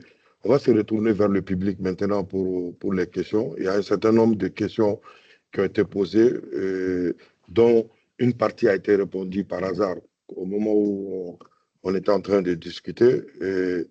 Et je voudrais peut-être recenser, vous allez m'aider aussi dans ce sens, si j'oublie une question importante. Et il y a plusieurs questions. Il y a un des intervenants qui a parlé de l'absence de volonté politique et de l'absence de la transparence au niveau de la gouvernance de nos entreprises, qui serait, selon lui, l'une des causes. Je pense que vous l'avez également évoqué. Et vous savez, il y a quelqu'un qui posait la question sur les contraintes majeures des entreprises maliennes pour accéder au marché boursier. Je pense que ce sujet-là aussi a été plus ou moins traité. Et après, il y a un des intervenants qui a parlé du contexte sécuritaire et économique et avec les défis actuels et le climat des affaires. Est-ce qu'une posture de présence plutôt qu'une stratégie d'expansion boursière ne serait pas la mieux indiquée? Je pense que vous avez aussi touché en partie à ce contexte. Et je crois que, je ne sais pas si c'est Sylvie qui a dit en tant que SGI, que dans le contexte actuel, c'est pas ce que vous allez conseiller pour se lancer dans l'aventure actuellement, quoi. Parce qu'il y a une question d'image et de perception aussi qui va jouer contre vous. Et il y a une question intéressante aussi. Peut-on concevoir une politique d'admission en bourse spécifiquement dédiée aux nouvelles entreprises? Puisque selon l'intervenant, nous avons beaucoup focalisé notre discussion sur les grandes entreprises cotées, dont le capital est supérieur. Est-ce qu'il y a une stratégie spécifique d'admission pour les petites entreprises au Mali, peut-être qui seraient intéressées par ça, Ça, c'est la première question que je pose. Et après, il y a plusieurs autres questions qui ont été posées. Exigence de transparence et de notation. L'admission à la cote est une opération strictement réglementée qui impose la production régulière d'états financiers et parfois une évaluation par des agences de notation, des processus jugés complexes ou coûtés par de nombreux dirigeants. Je pense que ça aussi, même s'il a posé la question, je pense que ça a été également évoqué et largement discuté par les panélistes. Et il y a une deuxième question quand même que j'aimerais ajouter à la première que je viens de poser. Et en observant les entreprises cotées, par exemple, en Côte d'Ivoire, on constate que beaucoup sont des filiales de groupes internationaux. Existe-t-il néanmoins des entreprises issues des capitaux locaux, créées et développées dans la région et qui ont réussi à s'introduire sur la bourse des valeurs, à faire une introduction à la bourse? Et ça, c'est une question intéressante que j'aimerais bien que vous notez pour répondre. Et il y a d'autres questions qui ont été posées. Le groupe SIFA, SAPH, Sucrevoie, Palm et autres, elle était politique aussi dans les années 73, une politique que fait au fait Boigny pour les entreprises, à développer pour les entreprises ivoiriennes. Je pense que c'est plus une contribution qu'une question. Je voulais juste évoquer qu'il y a une politique qui était à l'origine pour certaines introductions, Voilà ce que j'ai noté. Ayouba, il y a deux questions surtout intéressantes. Il y a beaucoup d'interventions qui sont tombées, dont une partie a été traitée, une bonne partie même. Et Ayouba, je ne sais pas si j'ai oublié une des questions importantes que vous pourrez aussi ajouter pour nos panélistes. Il y a un monsieur qui a levé la main chaque année, mais ce serait bien, parce que les micros sont coupés chez vous, de mettre votre question sur le chat. Donc, les deux questions sont pour vous. Qui veut répondre? Alors, moi, je vais répondre déjà par rapport au PME, parce que je pense que notre marché a fait des efforts pour faciliter l'IPO des PME. Je pense que déjà, on ne leur demande pas grand-chose. Déjà, avec 10 millions de capital social, vous pouvez accéder à la cote. Et maintenant, on vous demande également, on demande aux PME de se faire accompagner par un listing sponsor pour leur faciliter justement cette opération. Il n'y a pas, si on regarde les conditions du troisième compartiment, on se rend compte que par rapport aux autres compartiments, les conditions et les critères ont été simplifiés pour justement faciliter l'IPO des PME. Maintenant, on est confronté à des situations où on est dans un environnement très informel et des sociétés qui sont en SARL, il faut aussi essayer de passer en SA pour faciliter l'opération. Et voilà, donc je pense que la BRM est accessible à eux. Il faut seulement une volonté, une vision pour aujourd'hui franchir le cap. Voilà. Et je dirais également que c'est la même situation pour nos grandes entreprises ici. La plupart des entreprises réunissent toutes les conditions. Qu'est-ce qui manque? Il faut une vision, il faut une volonté. C'est seulement pour ça c'est seulement avec ça qu'on peut réussir à faire bouger les lignes. Sinon, ce n'est pas une question de conditions et de critères. Je pense que les conditions et les critères, dans l'ensemble, sont réunis et remplis par la plupart des entreprises maliennes. Voilà. Donc, ça, c'est le point ce que je voulais ajouter par rapport au PME. La question concernant la plupart des entreprises cotées sont des groupes, des filiales de groupes. Est-ce qu'il y a vraiment des entreprises avec des capitaux locaux développés par des locaux et qui ont reçu une introduction en bourse? Oui, généralement les groupes veulent plus de visibilité et de notoriété. Donc, c'est pourquoi eux, généralement, ils pensent directement aller vers le marché pour faciliter cela, parce qu'il y a une expansion de leur réseau sur le plan régional. Donc, pour plus de visibilité, de notoriété, pour même faciliter le partenariat sur le plan régional et international. Cela permet au groupe d'aujourd'hui de se lancer sur le marché de la BRVM. Mais il y a également des entreprises qui sont cotées, qui ne sont pas des groupes. Si on regarde un peu, je pense qu'il y a Énergie de la Côte d'Ivoire qui est cotée, mais ce n'est pas un groupe. Voilà. Donc, il y a plusieurs entreprises. Et Sucre-Ivoire est un groupe?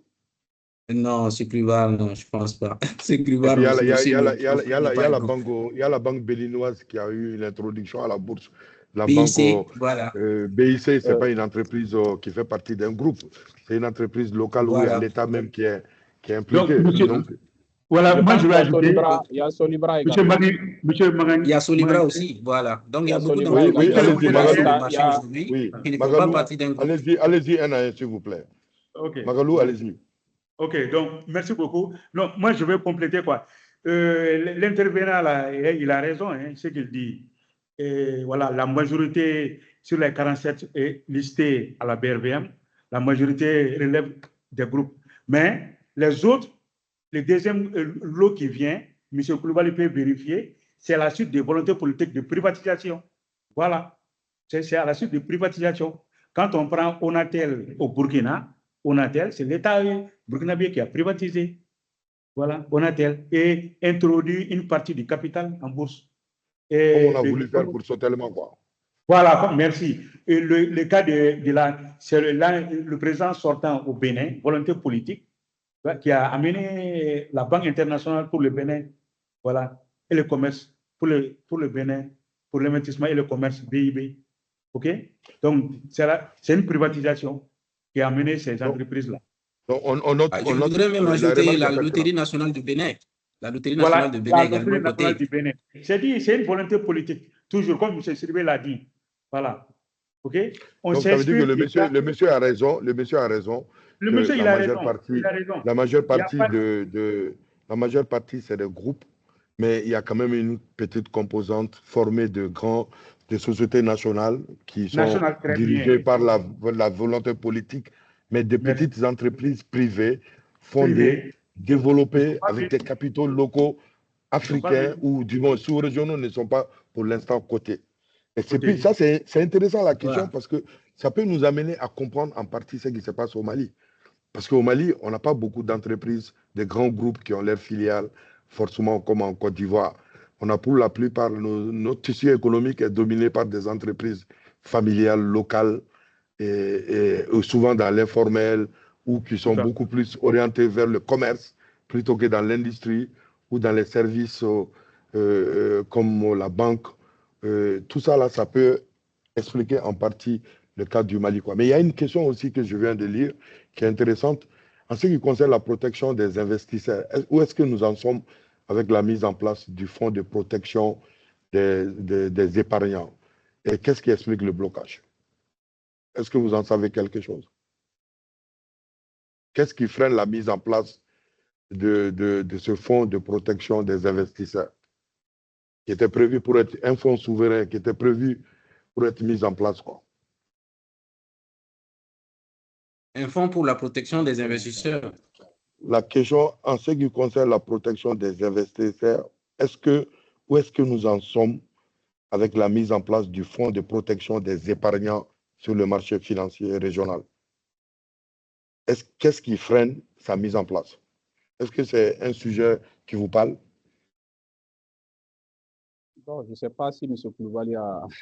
Alors, moi, au niveau du DCBR, il y a... La question posée par M. Moussa Traoré. Alors, il parle d'un fonds de... Je n'ai pas bien compris la question. Il parle d'un projet de mise en place d'un fonds de protection des épargnants qui était prévu sur le marché financier régional. Et apparemment, c'est un projet qui existe et il pose la question où nous en sommes. Est-ce qu'il y a des freins pour sa mise en place? Alors, pour un tel projet, je ne suis pas informé, mais je sais quand même qu'au niveau du DCBR, il y a des fonds de garantie qui sont là pour que s'il y a des SGI qui n'arrivent pas à gérer leurs obligations, le DCBR peut prendre le relais pour que les investisseurs ne soient pas pénalisés. Voilà, donc ça, il y a quand même la gestion des garanties qui est sous la responsabilité du DCBR. Je pense que c'est Parce que la ça question a pour été les évoquée par investisseurs. un autre monsieur, Abdoulaye Salim Tunkara, qui parlait de fonds de garantie régionale. Il y a un Apparemment, fonds ça de doit garantie au niveau de... C'est géré Oui. par le DCBR. C'est le DCBR qui gère la garantie de notre marché. Ah, ce n'est pas le même sujet que l'autre, effectivement. Non, non, non. Je pense que peut-être qu'il y a une confusion, mais c'est le DCBR qui gère le fonds de garantie de notre marché. Je pense que si je regarde bien la question posée par les intervenants, en fait, ce que M. Koulibaly a dit, c'est un fonds pour faire face à des défauts au niveau des ingénieurs. Ça, c'est des garanties qui sont au niveau du DCBR. Ce que les investisseurs parlent, c'est en cas de défaut des émetteurs sur le plan obligataire. Donc, les émissions d'obligations sur le marché, en cas de défaut de paiement de l'émetteur, est-ce que les investisseurs seront protégés? À la pratique, aujourd'hui, nous voyons qu'un émetteur a fait défaut, et le défaut court toujours, et on ne voit pas l'intervention de ce fonds. Donc, on peut dire aujourd'hui que ce fonds n'est pas mis en place et que les investisseurs sont à la traîne de leur échéance. En fait, c'est un peu ça. Donc, c'est un fonds, je pense que c'est un fonds uniquement pour réparer les défauts de paiement des émetteurs sur le plan obligataire, donc sur le marché obligataire. Donc, aujourd'hui, ce n'est pas une réalité. Ok, très bien. Et il y a quelqu'un qui demande, bon, je ne sais pas si vous êtes en mesure de répondre, quel peut être le coût estimatif d'une introduction en bourse? Oui, il y a des coûts au niveau de la BRVM, mais aussi au niveau des intervenants commerciaux. Alors, il y a une commission de capitalisation au niveau de la BRVM, il y a une commission d'introduction à payer au niveau de la BRVM, il y a une commission d'affiliation aussi à verser au niveau du DCBR. Et voilà, ça c'est en ce qui concerne la BRVM, mais ensuite, pour les PME, les frais d'introduction sont nuls. Nous, on ne prend absolument rien à ce niveau. Les frais de capital, les commissions de capitalisation également sont nulles. Donc, les PME, il faut, les conditions sont vraiment là pour leur faciliter l'accès au marché. Alors, je prends un exemple, la commission d'introduction, ça va être pour la BRVM 0,05% de la capitalisation globale de l'entreprise à l'introduction. Voilà, donc il y a des informations, beaucoup d'informations, et là, c'est aussi en fonction de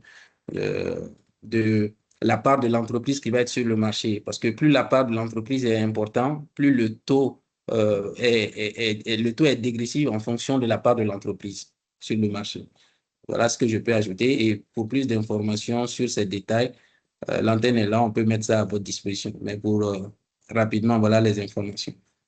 Ok. Et il y a la possibilité d'ouvrir le micro. J'avais dit de poser la question, mais je vais laisser la parole parce qu'il y a M. Cheikh Khan qui a sa main levée depuis longtemps. On lui laisse la parole. Après, il y aura Kassim Sangaré qui a aussi levé sa main, qui peut intervenir.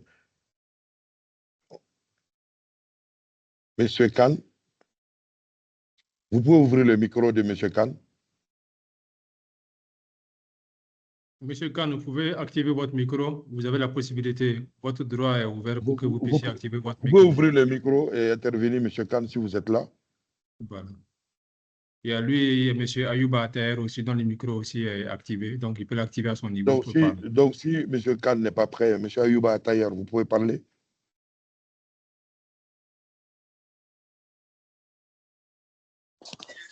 Bonsoir à toutes et à tous. Merci beaucoup pour les informations sur cette webinaire concernant la sensibilisation des entreprises au Mali. Ma question est la suivante. Quel est l'impact positif que les entreprises ont sur les marchés au Mali actuellement? Voilà, c'est ça ma question. Voilà, je vous remercie. L'impact que les entreprises maliennes ont sur les marchés. C'est-à-dire dans la croissance économique actuellement.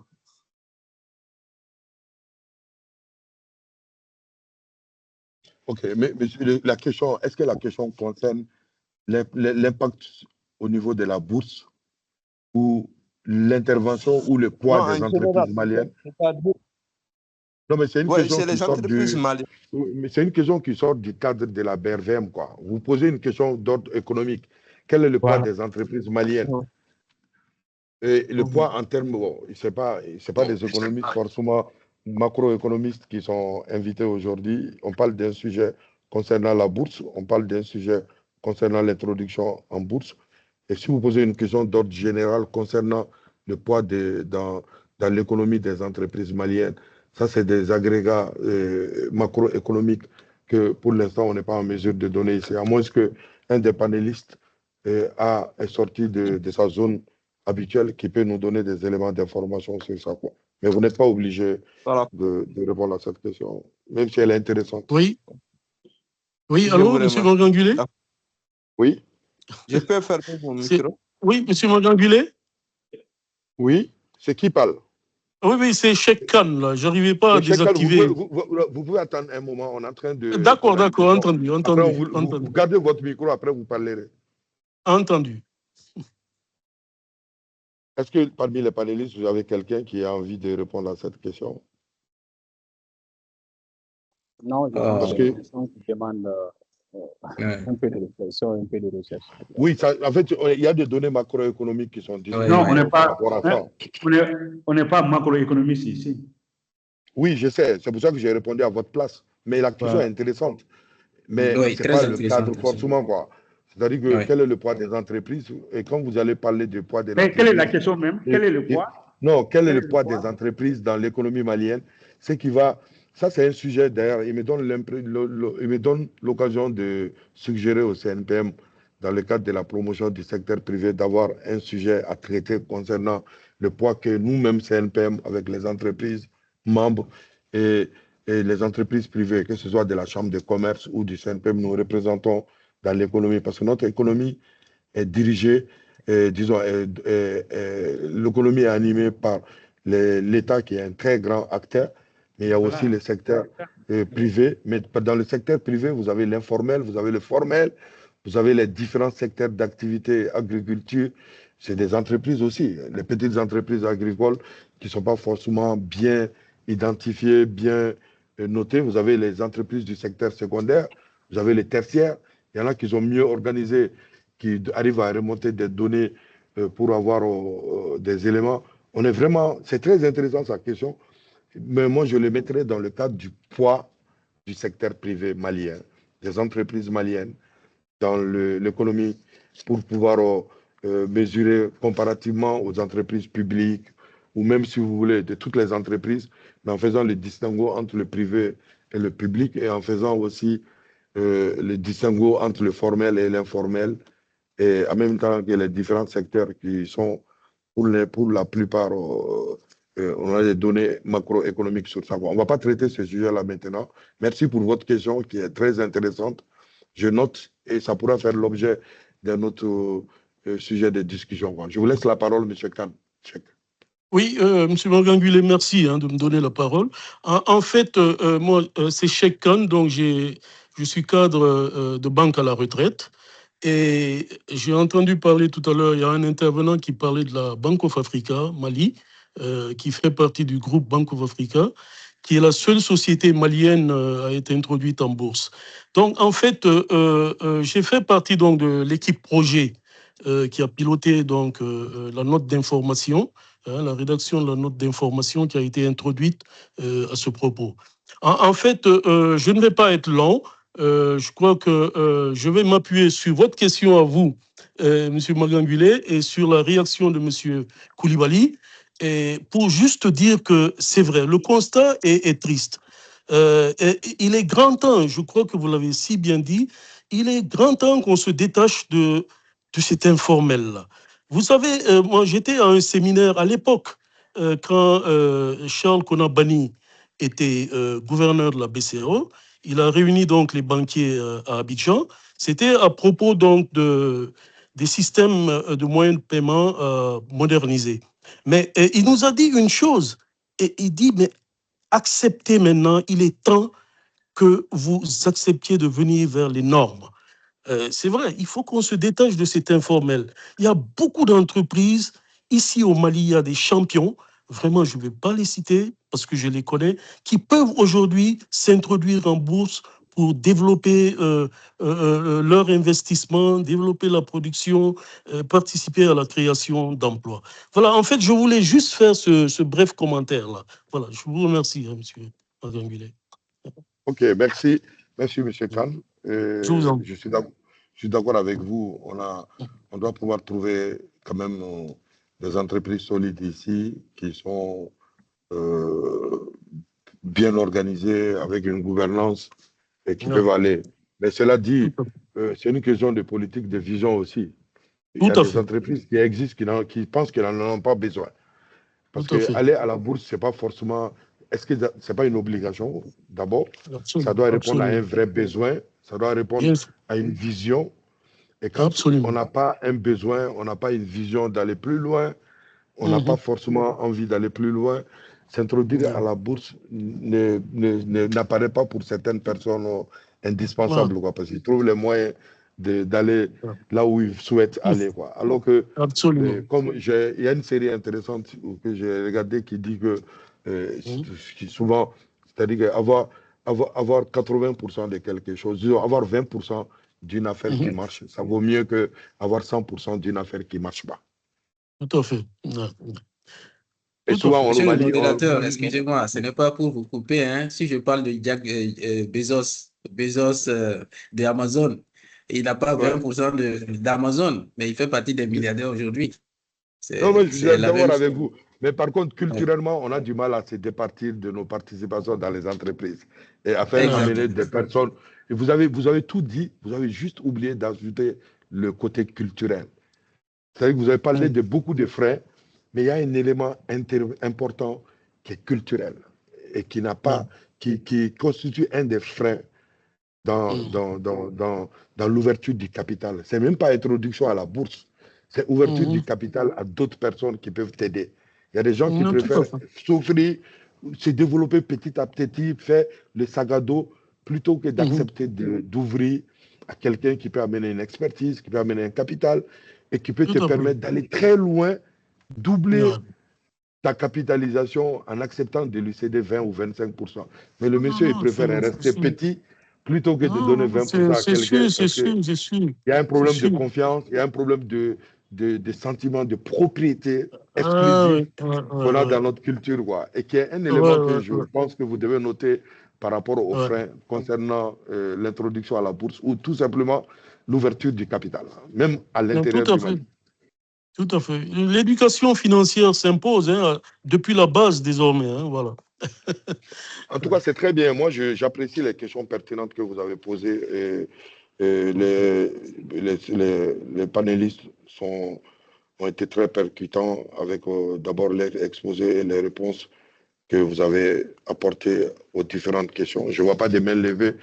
Je pense que souvent, votre présentation a répondu à beaucoup de questions avant même que les gens posent, ce qui dénote un peu de la qualité de votre présentation, parce que pour venir dans ce genre de webinaire, on vient avec plein de questions en tête. Si nos questions trouvent une réponse dans l'exposé des panélistes, ça évite de poser des questions. Et je vous remercie pour ça. Et au même moment où j'ai en train de vouloir conclure, il y a un qui lève la main, Kassim Sangaré. Comme on veut être démocrate, on va vous laisser parler, M. Sangaré.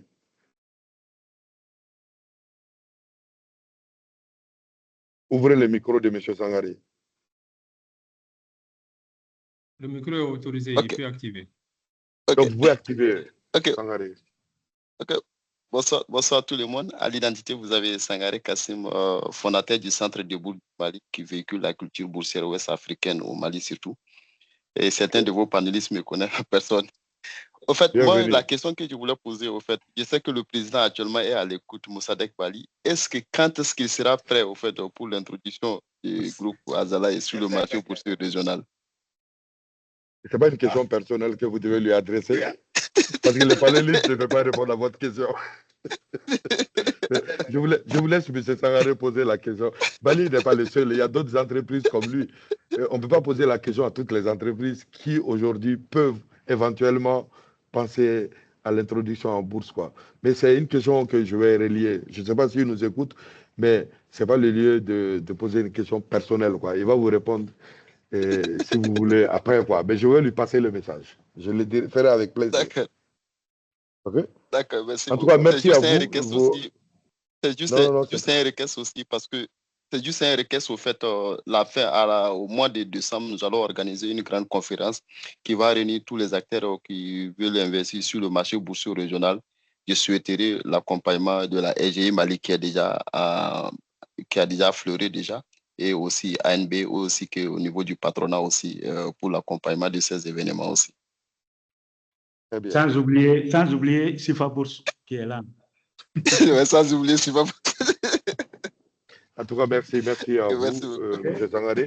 Merci à tous les panélistes, merci à tous les participants. Merci beaucoup. Je suis vraiment très content de l'interaction. Je voudrais peut-être, à la lumière de tout ce qu'on s'est dit, résumer globalement les différentes recommandations ou les difficultés qu'on a évoquées au titre de ce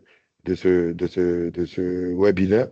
Et je note que la BRVM, qui est en exercice depuis plus de 25 ans à 47 sociétés cotées. C'est bien 47, hein? Oui. Oui, 47 sociétés cotées, 47. dont une seule société malienne. Ça, c'est une information importante à noter. On a à peu près 37 SGI qui gravitent, 36 SGI qui gravitent autour, avec comme principaux acteurs l'AMF, la BRVM et 36 SGI qui gravitent autour dans toute la sous-région. Et nous avons aussi noté, après avoir défini le Ségué, un IPO, une introduction en bourse, ses avantages, ses inconvénients ou ses contraintes. Et l'objectif est recherché par une opération d'IPO qui permet à l'entreprise non seulement de pouvoir lever des fonds pour assurer sa croissance et qui permet aussi d'améliorer la notoriété de l'entreprise ou éventuellement, troisième objectif, d'apporter du cash aux investisseurs institutionnels ou historiques qui acceptent de céder leur part. Et sachant que l'IPO peut se faire de deux manières. Une première, soit ça se fait par cession d'une partie du capital de la société, ou soit par création de nouvelles actions qu'on va introduire pour proposer à la vente au public et aux institutionnels. Et sachant aussi que l'IPO peut se faire aussi avec la possibilité, avec les 3 compartiments qui existent au niveau de la bourse, et que ce soit le prestige, le principal ou le troisième, j'ai oublié le nom, le troisième s'appelle la croissance. Compartiment de croissance. Voilà, compartiment de croissance, qui est avec chacun leurs conditions. Et donc, c'est à l'entreprise de pouvoir se positionner en fonction de sa réalité, en fonction de son éligibilité pour pouvoir choisir le compartiment qui scie à sa situation, quoi. Et l'un des avantages importants que nous avons cités au niveau de l'IPO, c'est surtout, ou de l'importance de la bourse, c'est surtout l'amélioration de la gouvernance. L'un des domaines importants, disons, l'un des points importants que moi je retiens de vos discussions, de votre belle présentation, vous les spécialistes, c'est qu'il y a un avantage important, c'est l'amélioration de la gouvernance.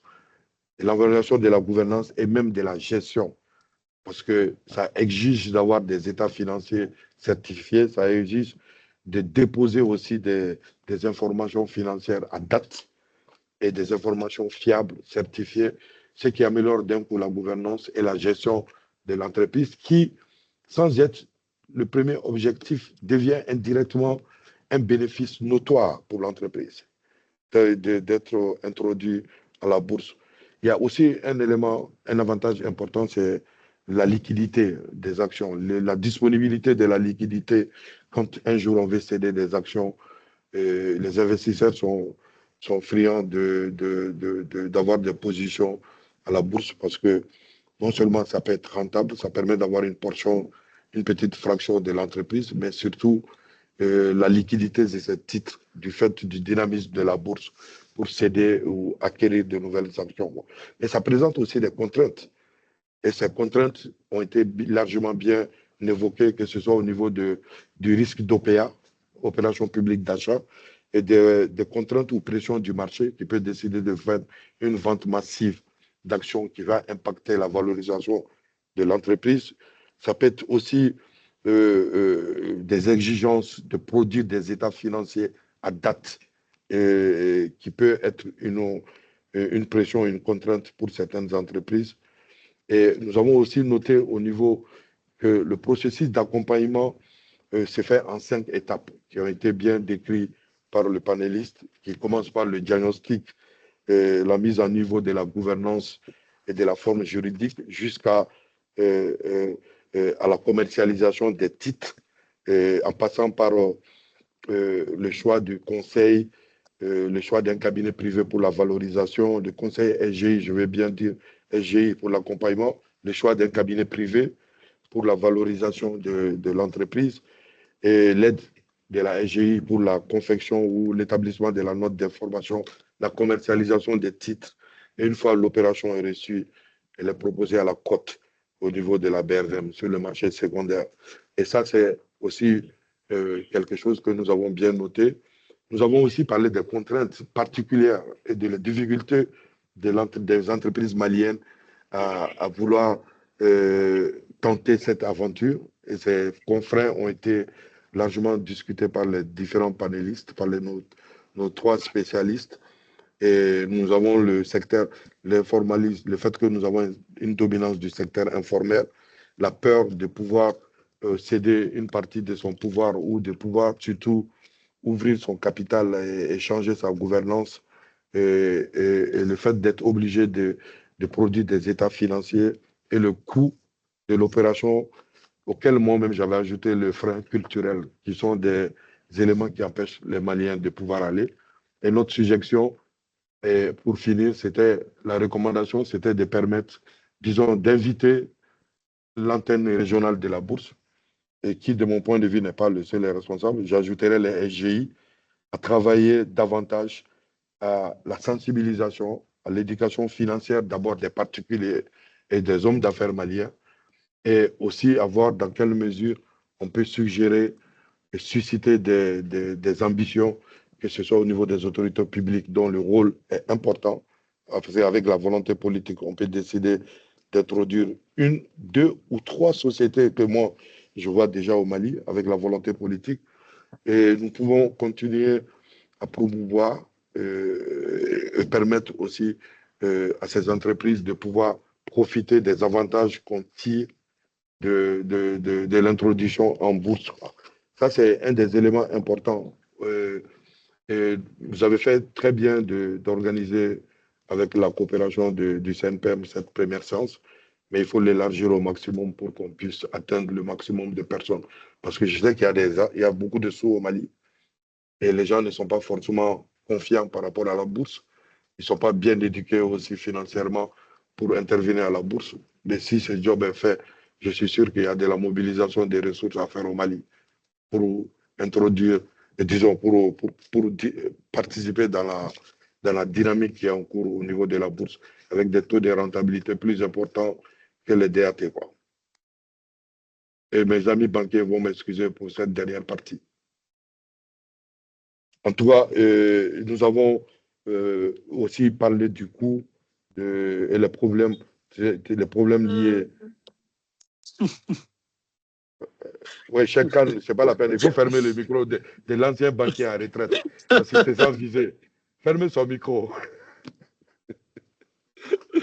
En tout cas, merci. Je pense que j'ai pu faire un petit résumé. C'est très difficile de vous résumer avec la richesse de tout ce que nous avons eu comme enseignement aujourd'hui. J'ai essayé de me faire un petit ramassé et surtout de tirer la conclusion qui est de continuer la sensibilisation, la promotion et de continuer de jouer notre rôle de lobbying pour susciter peut-être de nouvelles ambitions au Mali, pour que d'ici 2 ou 3 ans, on ait au moins 2 ou 3 autres entreprises maliennes cotées à la bourse. Merci à vous pour votre contribution à chacun et on se dit à la prochaine. À la prochaine. Merci. Merci. Bonne soirée. À la prochaine. Merci.